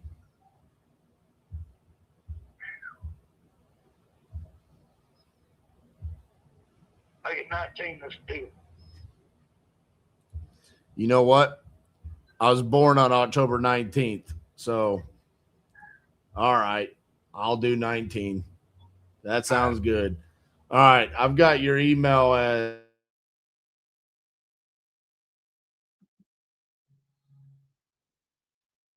okay. What I'm going to do is I'm going to write up this contract. I'm going to send it to that email. You've got access to it? All right. You got a few minutes for me to write this up and send it over to you so we can look over it together? Well, I'm not at home right now. You don't have the email on your phone? Yeah, I got it on my phone, but as far as talking it over and all, you gonna have to wait till I get home. What time are you going to be home? I should be home about another hour and a half. All right. Well, what I'm going to do is I'm going to send the contract over. It's pretty simple. It's 2 pages. You look it over. If you like what you see, sign it. If you got questions, call me. You got my number, and then we'll go from there. You want a lawyer to look at it? Well, he's a friend, he don't charge you anything. Oh, I was going to say, that's crazy. Have an attorney look it over, but if it's free, I guess you can do that. That's fine. You can have them look it over. I don't know the legality of all that. Oh, it's pretty simple. It just says I'm buying your property for $19,000 and we're going to close in 30 days. All right. So have him take a look at it. And if he's got any questions, you give me a call and we'll go over it together. Okay. All right. That'll work. All right. Thank you. Talk to you soon. Bye-bye. What were your numbers on that one? I've got an ARV low 100s.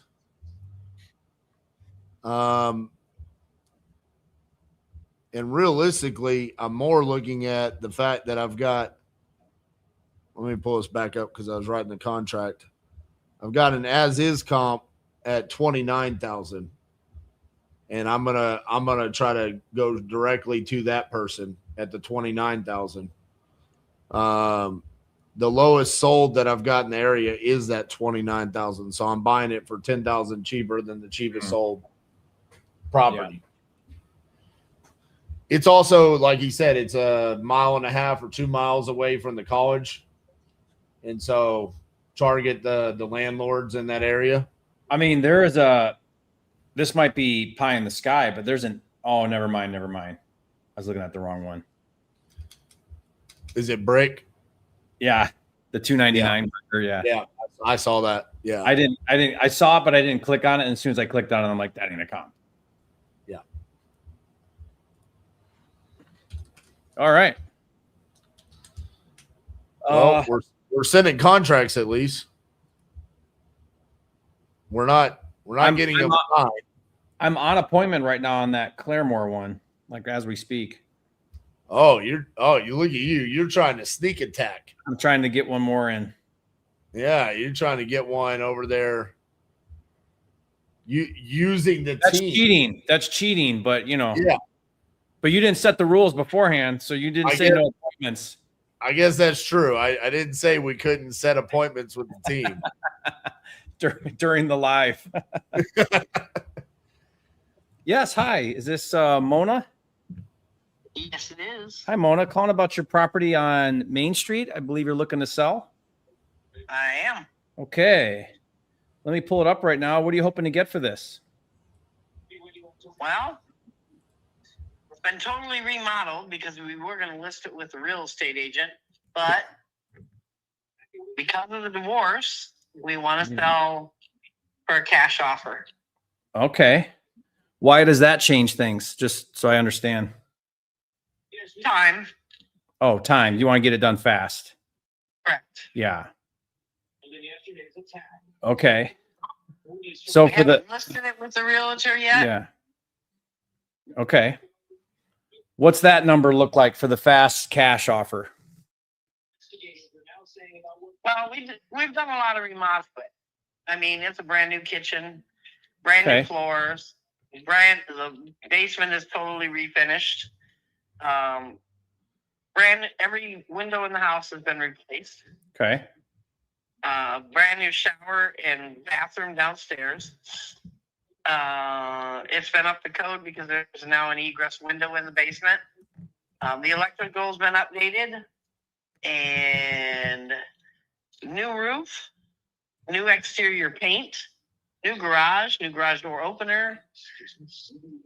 What doesn't need done? Well, you probably would want to. We haven't done it yet, but we were planning on doing it because we were going to list it with the real estate. Probably want to replace the tile in the bathroom of the upstairs master bathroom. It's like the original, or it's just older, or what? No, it's ceramic tile, Okay. but I think something got dropped on it at some point and cracked one of the tiles, and that we couldn't get a match to it. So we were going to have to end up taking those tiles up. Okay. Well, I can get it done for you. What's fast for you? When you say you want to get it done fast, what time frame are we looking at here? I mean, it depends on how quickly title could be ready, which is usually a couple weeks. Is that fast enough? Yeah. Yep. Okay.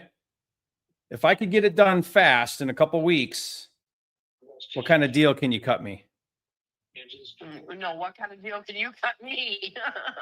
Well, this is. I mean, I can tell you what. We put a lot of money into the house, and we paid a lot on it. We owe $100,000 on it. Okay. So we want to pay that off. All right. That's for up front and foremost. Okay. And then, the wonderful Minnesota law says we must split 50-50. You got to give that jerk 50. Yeah. Okay. Not only that, but you're not even hearing the rest of the story. I'm on your side. Do you have to get his approval to sell?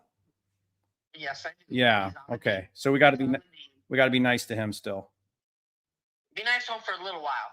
They haven't made a house payment since December. I've already decided I'm on your side with the whole thing. Well, I can't make 2 house payments anymore. Well, you're being proactive at least. I want to sell this house. Yeah. Okay, so you got 100 to pay off. Whatever above that, you got to split with him. Correct. Is he going to be resistant, or is he on board with if you get it done? Depends on what we can get for it, I guess. But I mean, you guys are like friendly, like you're working towards the same objective. We are. Okay. We're congenial. We have kids involved. Yeah. Okay. I mean, we communicate. Yeah. Okay. All right. Well, I mean, you got to have a number in mind. I do. What's that number? Well, we were hoping to get $220 for it. Okay, so that's the value of it, right? Like that's what you'd get on the open market. I think the fair market value on it for right now is $214, but that was 2 years ago. Right. I mean, what number did you say you wanted? $220. Yeah, I mean that's if you can go anywhere between $200 and $220, I'm going to take the offer. Well, here's the problem. I can go buy a house at that price any day of the week, and you would have to pay commissions and closing fees to get that from a retail buyer. So I'm not really getting a deal because you would net, if you sold that with an agent, you're going to net, 200. Well, we talked to a realtor, and the realtor said they would list it for $260. So, well, I know, but that's so that you'll fees and everything. But you're smarter than that. You know that they're going to list it high so that you feel good, so that you sign the listing agreement, but you're going to get $230, $225 for it. And then you're going to net 200. I'm just shooting straight with you. I know. I need somebody to shoot straight with me because somebody else isn't. I will. Okay. So I'll just. I'm worried about. I want to sell the house. Okay. So that we're done with it, and I'm no longer paying 2 house payments. But my other concern is it's been totally redone, and I'm worried that they think that they can move back in, and that's not going to happen. Who? Well, I call him Wonder Boy. The ex. Yes. Yeah. And that is kind. That's a kind word to use. Okay. Many other things, trust me. Yeah. Well, okay. To be honest, I have 2 special needs kids here. I'm paying my own mortgage, and that would be my only income other than Social Security right now. Okay. Yeah, I'm sorry you're in this. What a mess. So I'm looking for somebody to be honest with me and fair. Yeah. Well, here's how I handle something like this, where it's basically move-in ready, you know, a clean home, doesn't need much work. Whatever that number is that it'll sell for on the open market, that let's call it, I think it's 230 is the right number. Yeah, but you know, you only get, if somebody's giving you a cash offer, you only get you know, the best would be 70% of the fair market value. That's exactly what I was going to tell you. So I don't know what you mean by that. I would have to buy it at 70% of 230, because what I would do is I would buy it, probably put a little bit of money into the couple things, not much, right? Because you told me it's super clean. I would resell it on the open market. I would put my money in. I would wait. I would hire an agent. I would pay commissions and closing fees, deal with a buyer, inspections, appraisals, financing, all the things, and then try to make a little bit of money. But I would have to buy it for like around 157.5. But I can do it fast, get you cashed out so you can move on with your life. Man, that's just not making me anything. I have nothing. And well, you'll have 30. What kills me is I'm stuck here in Minnesota where the law is I have to give him 50% of the sale price of the house. But he doesn't have to give me any of his military retirement? Well, that doesn't seem fair. No. No. I'm getting scarred here. More than I did when I was married. Yeah. But I mean, you're going to split 57.5 because you got to pay off the 100. And then, so you'll get 29 almost. And I had another offer of 180. Okay. I mean, why didn't you take that? Because he wouldn't agree to it. The ex. Yeah. Well, that's why I was asking earlier if he's going to be problematic, because no, he thinks this is a get rich quick scheme and he's going to run off to Florida. Well, I'm sorry. Yeah. I gotta get this done. I mean, I perform. I've been doing this 21 years and I come through. We close as soon as title's ready. But, you know, I mean, you've done this before, so if you were in my situation, what would you do? I tried to just upon you take the 180 because right. Here's what I would. Yeah, I don't know what you do about getting him on board, but what I try to do when I have to face really hard decisions in life is I try to just be super objective about it, set all the emotion aside, and just be real. You're the only other way. I mean, I don't know about that other 180 offer because I just don't trust a lot of other people in the industry. Because what a lot of people do is they come in at 180, they string you along, then they come back and try to do reductions and all of that. I mean, they're throwing mud at the wall, meaning they're going to see if they can find a buyer for that, but they're not really committed. You know, I put down real earnest money, I open escrow, I come through, but it's got to be at the right number. Going local here and having, you know, the problem that I'm seeing is, yeah, these people are calling me back with cash offers and stuff like that, but they're only going for what the sale price of the houses have gone in that area. I looked at a couple of those places that are up for sale. They are a mess. Yeah, I mean, if they're doing it right, they should be looking at sold homes. You know. And but the sale price on the homes, or I think one of them sold for 190, but you know, that was. I mean, there's an active that's for 229 right in your neighborhood. That's nice. You know, I don't think you're off there. I think you're 230. Yeah. I don't think selling it with the realtor. Yeah. Yes, but you're going to net, you know, around 200 or so. So, but you just got to go through all the time. So that's it. I mean, and really, I can't do this anymore. He's not paying the house payment. Tell me about your house. Tell me about your house payment. It's $100,000. What's the payment? $1,091 a month. 1,091. have my own home, and I'm paying $1,314 a month. You got both payments right now. Okay. So are you gonna, when you sell this one, you'll just eliminate that, get that out of your life, and then you'll stay in the other one? Is that what you're doing? Exactly. Okay. Yeah, so you got two things right now. You got to stop the bleeding, which is all this extra payment and everything. Get him out of the picture. But I mean, I don't know. You got to make the best decision for you. But I'm just saying, at my number, you're still going to get close to 30 after you split it. 30 a piece. Yeah, you'll get 30 a piece. Close. Well, hell, if you won't go 180, he's certainly not going to go. I mean, unless, does he not want to get it done? I don't know what he's thinking. I think he's got somebody else talking in his ear, and that's my son. And they're thinking about leaving Minnesota. Well, that's all well and good, but this is not only your decision, it's mine as well. Right. And if I would have known that, I would never, ever have put almost $180,000 into a remodel. Yeah. I mean, if you saw pictures of this house, it's granite tops in the kitchen, brand new cabinets, brand new flooring, brand new roof. I would not have done it. Mm-hmm. I don't know. I got to figure out something. He's going to have to take. Yeah. Now tell me about the 180. Who made you that offer?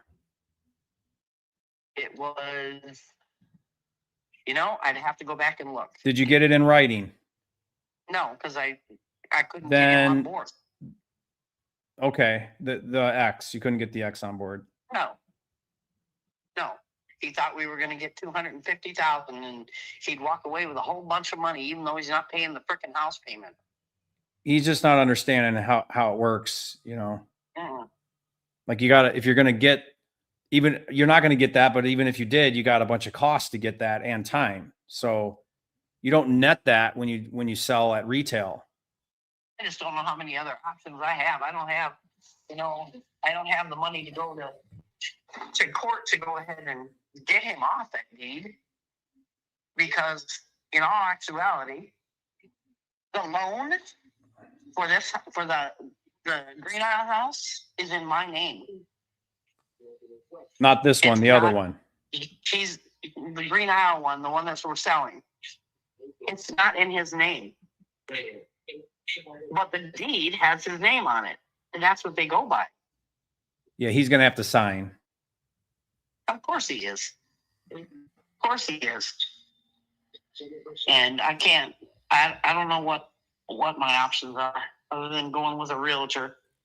And then we sit on that, and I hope that God forbid that he doesn't think he can move back in there because he has nowhere else to go.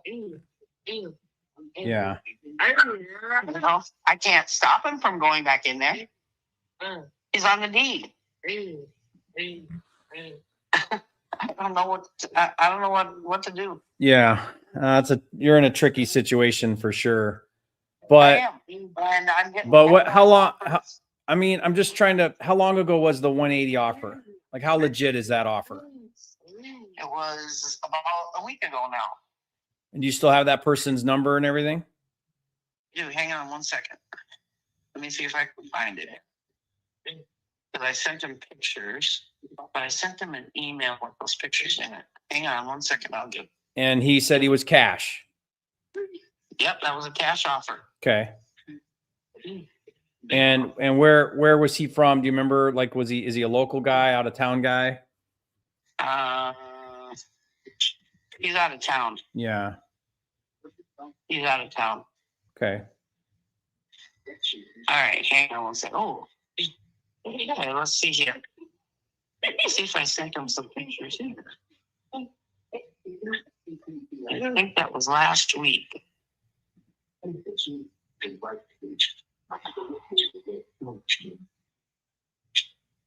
I'm trying to think.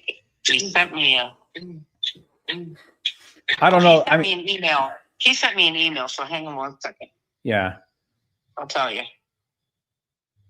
I don't know how significant it is because he didn't put it in writing, so I don't know.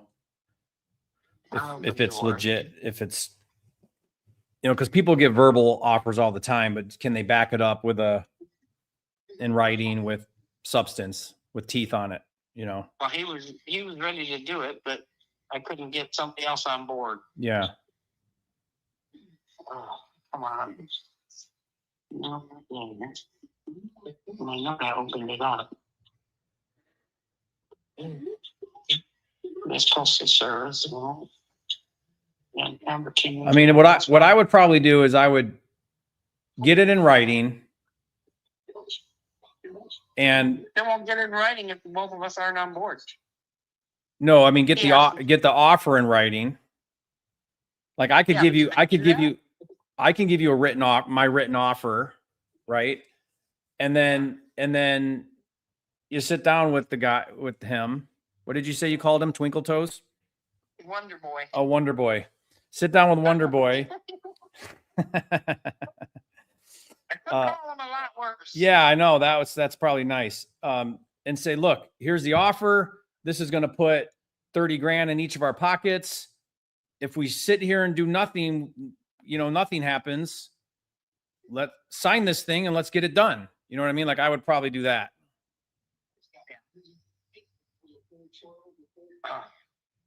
So frustrating. Can I talk to him? Well, before I do that, I'm going to give you his number, but before I do that, let me talk to him and tell him to call him. Yeah. Why don't you talk to him first and prep him? And then this is my cell phone I called you on. Save my number. Okay. Text me his number and I'll just talk to him and I'll shoot straight with him and just, I don't know. I don't know if that'll help or not. It might. And you said your offer was what? Let's just keep it simple. 160. Okay. Well, the other one was 180, so not far off. Yeah, but that one's far off. I don't know if it's legit. But I'm legit and they're not. I'm just saying. I'm not comfortable with somebody out of state buying my property and they haven't even looked at it. Right. Well, I mean, I'm out of state, but I just come through. That's all. Yeah. I don't know how they'll pay 180. It's too tight. So that's what I'm worried about. Is they're going to string you along and make excuses and everything. So no, because at the end of now, let me ask you a question. Okay, you're going to make a 160 offer. Yes. Can that change? No. That's it. Well, I take that back. That's the final offer. Right. Yeah. Okay. The only exception would be I am going to do a walkthrough and I'm just going to make sure it's what you said it is. And there's not like a foundation problem or a roof caving in or, you know, there's no house there or whatever, you know, that's all. So as long as it is what you say, yeah, you'd be surprised what I've seen before. So, no, I really wouldn't because I have seen some of the ads. Okay. Well, I'm just saying people say things and it's not that, but that would be the only thing. And then so we'd have an agreement in place that gives me a couple days to do a walkthrough. Once the walkthrough's done, I open escrow with the title company. They start doing their thing. I put earnest money in. So now if I default, you get my earnest money. Okay, but I got a question for you. What? Once you did a walkthrough? Yes. Could that price go up? Once you see all the no, because I'm going off of the top number already. I mean, it would only go down if something was worse than what I've already planned. Well, I hope not. Yeah, I hope not either. But I think you're telling me what's what, so I don't see that happening. I mean, but I'm assuming I'm not going to spend any money on it. I mean, I'm assuming that I don't have to go fix up a bunch of stuff because that's what you've told me. No, you're not. I have to fix up. So if I go in there and it needs 50 grand in work, then yeah, we got to retalk everything. But that's not what we're dealing with. And I'm telling you what I'm going to do. I'm going to buy it. I'm going to pay you cash. I'm going to turn around and go through all the brain damage you would do. That's all I'm going to do. But I'm just going to get you out and make it fast and easy for you. So I do that all the time. How long are we looking at closing? Couple weeks, as fast as they can do it. Oh my gosh. If they can do it in 10 days, we'll do it in 10 days. I thought that it took longer to get the title search. No, it'll take longer for dumbass to show up and sign.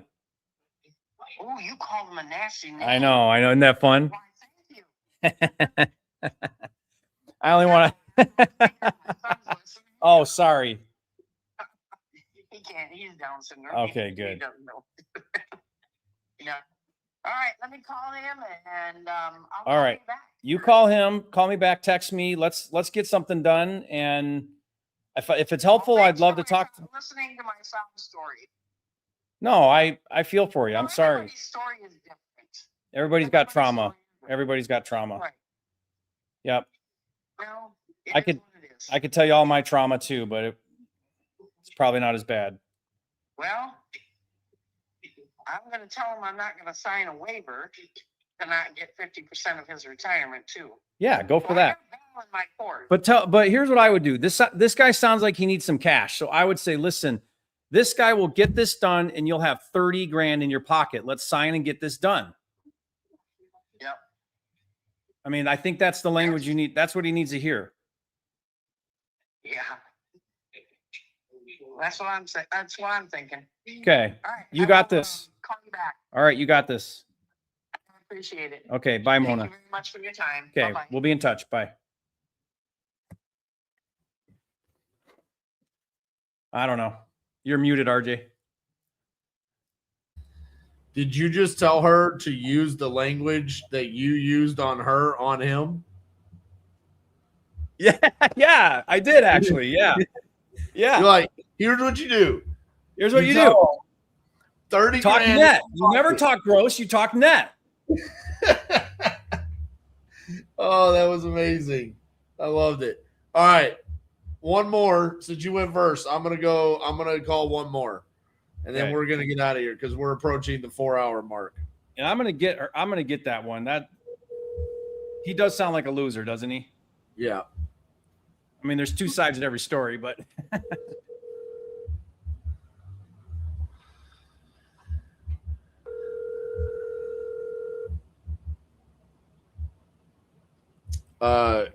Crystal, it's a $250 discount if you use that code or that link.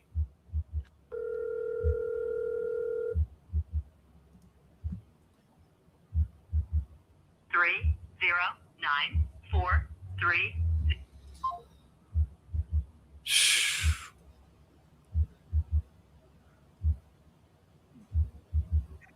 I see we both avoided this Vermont. ooh. Time for me to go get some maple syrup. Hi. If you record your name and reason for calling, I'll see if this person is available. RJ Bates, Glover Road.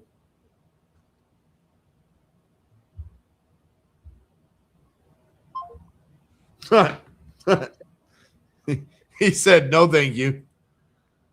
How do you know? Oh, that he answered? He just hung up. I guess that's what the option is. You can just hang up. Oh. It is 7 o'clock in Vermont.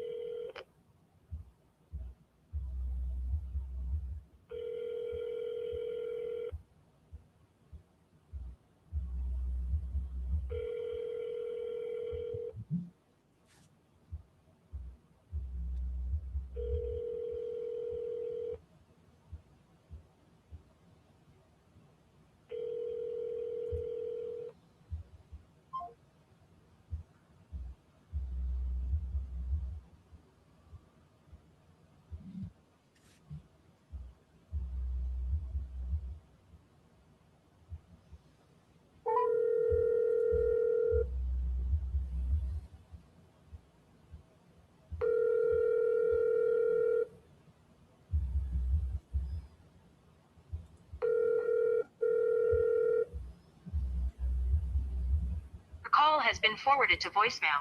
The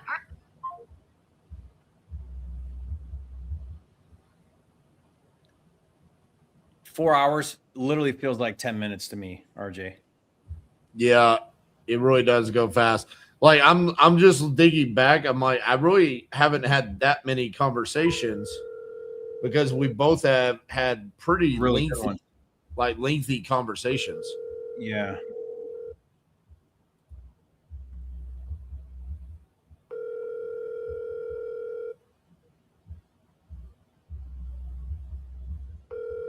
I literally told that lady all I was going to do is wholesale her house.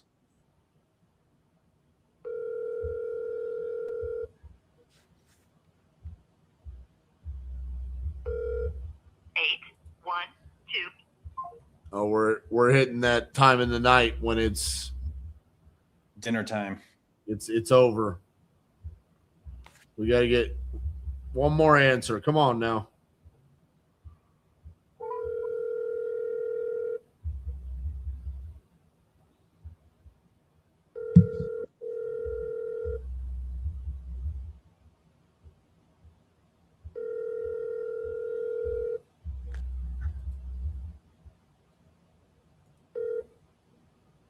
Hello.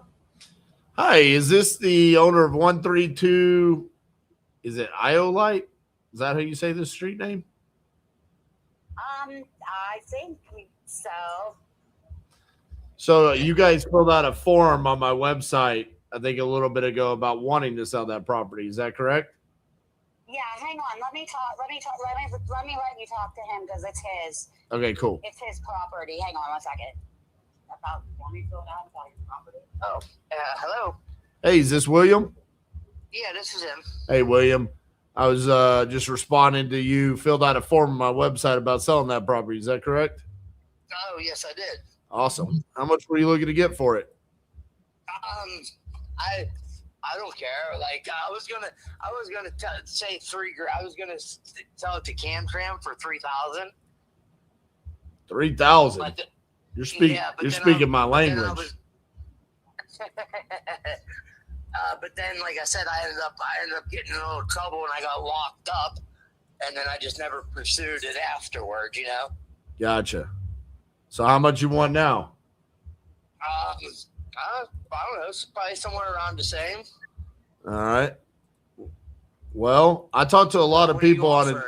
I don't know yet. I'm pulling it up, so I don't know anything about it. $3,000. You got me scared. I mean, what am I buying over here?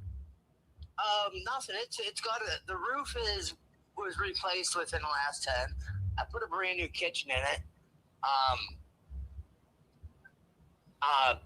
But when I went to South Carolina, and the people that I rented it to, they took the heaters out of it. You know, it's a house that just needs like electric baseboard put in, or you know. Okay. Like it's got new drywall. It's got you know, good bones. It's a 3-bedroom, 1 bathroom. Okay. The yard is fenced in. It's a corner lot. It sits like off of the creek, so like there's a church parking lot, and like the whole like back of the house, you know what I mean? Behind the garage. Sorry about that.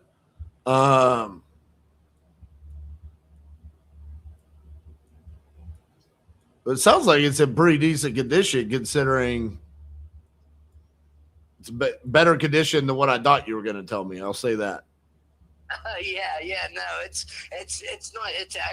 actually not that bad.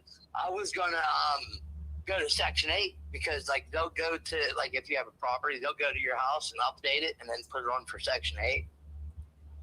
Like I was thinking about doing that too, but I got a new girlfriend and we're getting married, and she don't want nothing to do with, you know what I mean? All right. Well, I'll be your huckleberry.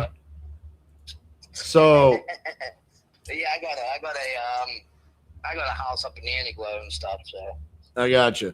Well, here's the thing, man. This is all going to be glorious as long as we're both cool about this.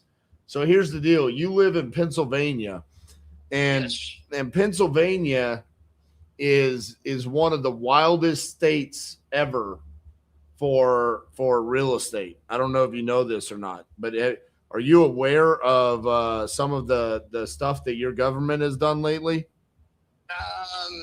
No, I know that let me smoke weed. Yeah, well, they're going to let you do a hell of a lot more than just smoke some weed, brother. So here's the deal. I need you to promise me that you're not going to be a complete shithead to me, okay? Can you promise me that you're not going to be a shithead to me? I'm not that type of dude. All right, cool. Me either. But here's the deal. So in Pennsylvania, because they hate guys like me, not because of me, but because of other people, I have to tell you that I'm going to wholesale your property. And what this means is that I'm going to give you $3,000, and then I'm going to go find somebody else to give me more than $3,000, because that's how I eat, right? That's how I make money. Yeah. So I have to tell you that I'm going to make a profit off of this house. You're cool with that, right? Yes, sir. I'm also cool when I go buy a hamburger from McDonald's that they make profit, but in Pennsylvania, they really want you to know this. And I have to tell you that I'm wholesaling this.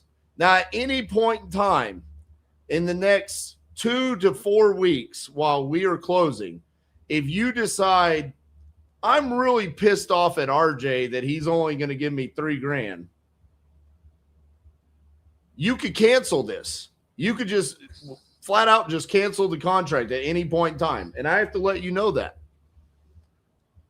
There's nothing I can do about that. Oh, it's like 5 states in the entire United States that do this, Pennsylvania being one of them. So at any point in time, if you decide, you know what, RJ, your beard is too damn sexy. I fucking hate you. Cancel the contract. Come up here. Well, you can come up here. You come to my house. Show up my house with $1,500 cash. I'll sign the papers. $1,500 cash right now, huh? So I just wanted to let you know that that's what's got to go on. I got to tell you all of this. So this is my pitch, okay? Listen, I'm gonna give you the $3,000. I'm not gonna give you $1,500 because you're being more than fair with the $3,000, okay? So what I'm gonna do is I'm gonna write you up a contract. I'm gonna send this over to you. I've got your email as. Hold on, let me.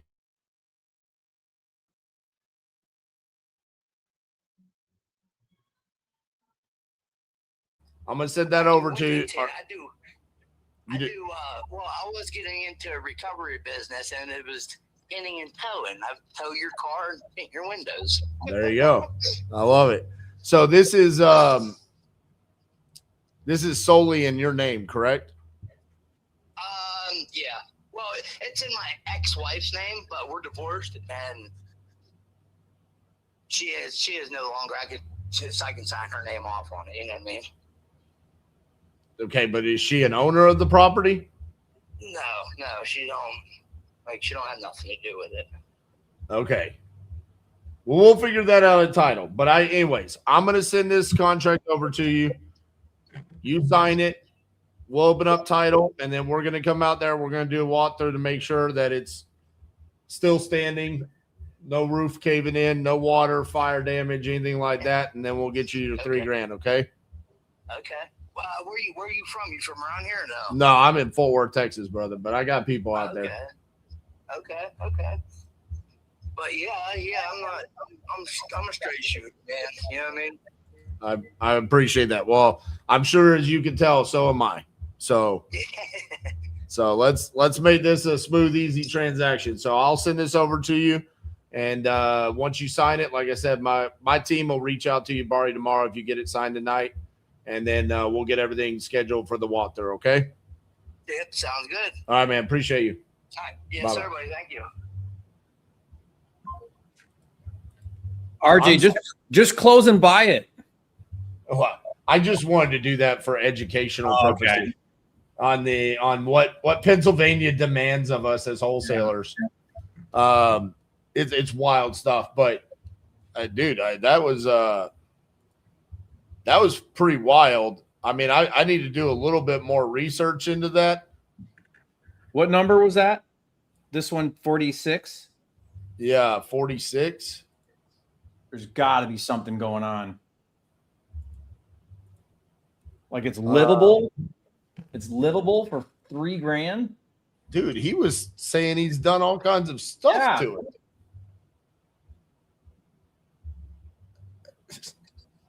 I mean, it's a pretty depressed area, you know, but still. Yeah. I mean, for $3,000. He's saying 1,500 if I can get him the money tomorrow. So my thing is let's just I'm Google Earthing it. There's a 2-story house sitting there. I know. With I'm nice siding. I want to just call one of our buyers in the area tomorrow and just be like, hey, what would you pay for this? I mean, it does back up to like a commercial and like a chain link fence and stuff. Right. But there's other houses around it.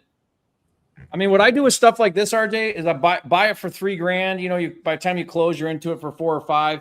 List that thing for like 24.9 or something.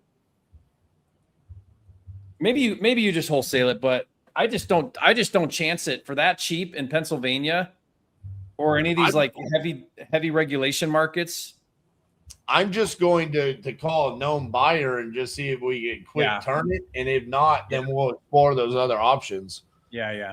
But for $3,000 and he's already willing to come down to 1,500, it's like, well, let's just get it and honestly let my team go deal with it from here. Right. I know that they hate when I say that, but it's like I'll literally tell them tomorrow. They'll be like, RJ, what are the numbers on this? I'm like, I don't know. I got it for you for $3,000. And he already said he'll take 1,500. Right. You go deal with it. Yeah. You tell your team, I got it for $3,000, you guys. Who cares? Right. So anyways, listen, man, great showing by Red Panda today. Yeah. I thoroughly enjoyed this. I refresh my memory. Did we have a straight like bad conversation? Where like the seller was rude, or what do you mean? Where like they didn't want to sell, or everybody spoke English. That was nice. I guess I got hung up on the one guy that everybody knew. That by the way, that in Colorado, my first call today, but that guy has literally been a lead through every PPL provider in existence. Yeah, that's no one's fault. I mean, dude, we had 200 people on it when we called him, and half the chat had spoken to him. Like, and you didn't even give the address; they just recognized him. Right? They were like, "I know this guy." They were giving me the address and his last name, kind of like I gave him the price and everything. So, yeah, great showing by Red Panda. So, to break down how it works with Red Panda, it's a minimum of $1,000 deposit. When you deposit $1,000, if you use the link that we gave you guys in the description, they immediately deposit an additional $250 into your account. So for $1,000, you get $1,250, and then you get to decide what campaign you want to buy the leads on. So for $50, you get nationwide. For $100, you can get nationwide, but only the major metro cities. Okay. And then you can choose statewide or countywide for an additional amount. It is dependent upon the market. Certain states, certain cities, and counties are going to cost more, but fantastic value. I love the fact that they have the metro nationwide leads, Jerry. I think that's great for nationwide teams like my company. I mean, to give an additional option there to avoid some of those rural leads that are the bane of all of our existence. Yeah. That's a great option for, $100 in comparison to $50. But I thought this was a fantastic showing by Red Panda, coming in and providing these leads today. I don't know what our connection rate was, but I'm assuming it was pretty close to 50%. So, and you sent somebody on an appointment right now. You sent a contract. You've got a potential second contract. I've sent 2 contracts and then 2 follow-ups on offers tomorrow. So, I mean, we easily could walk away from this with 4 or 5, 5, 6, 7 contracts if they can all pan out there. So, great showing by Red Panda. Good stuff, man. Yeah. Hope you guys got a lot out of this. Make sure you share with us your takeaways, things you're stuck on or didn't understand. That helps RJ and I know like what to talk about, explain better, and so on. Yeah. So this has been three Tuesdays in a row. I mean, is this like a Tuesday thing now? Are we just going to do it again next Tuesday? I don't know. I guess I like doing it. I Well, I guess we'll just leave it up. I mean, I'll say this. I'm open. My team asked me the other day, they were like, RJ, you know, on these Tuesday lives, you always go live. Why don't you just do live seller calls every Tuesday? And I was like, well, sometimes, you know, 3-4 hours, you know, I do a video every single day. So 3-4 hours, I mean, it can take a little bit out of you. But with having you on here, man, it kind of makes it easier. I mean, because you like to talk a lot. I mean, you talk basically like 3 of the 4 hours today. And so it makes it really easy for me. I just pretty much just get to sit here and watch Jerry Norton talk to sellers. I mean, while you go to the bathroom. Yeah. I mean, that's also cool. I can just take myself off the screen. So, but we'll talk about it. We'll see. Let's talk about it. But I'm available next Tuesday if you want to do it again. All right, let's run it. Let's do it. Actually, if you guys want us to do it, drop a comment in the chat. Let's boost the algorithm. Yeah. And we'll do that. So, Jerry, I appreciate you, man. I love doing this. So fun. Red Panda, appreciate you guys for coming on, providing the leads today. Love introducing you guys to the community. So make sure you like the video. Shout out Red Panda. And we'll see you guys next Tuesday.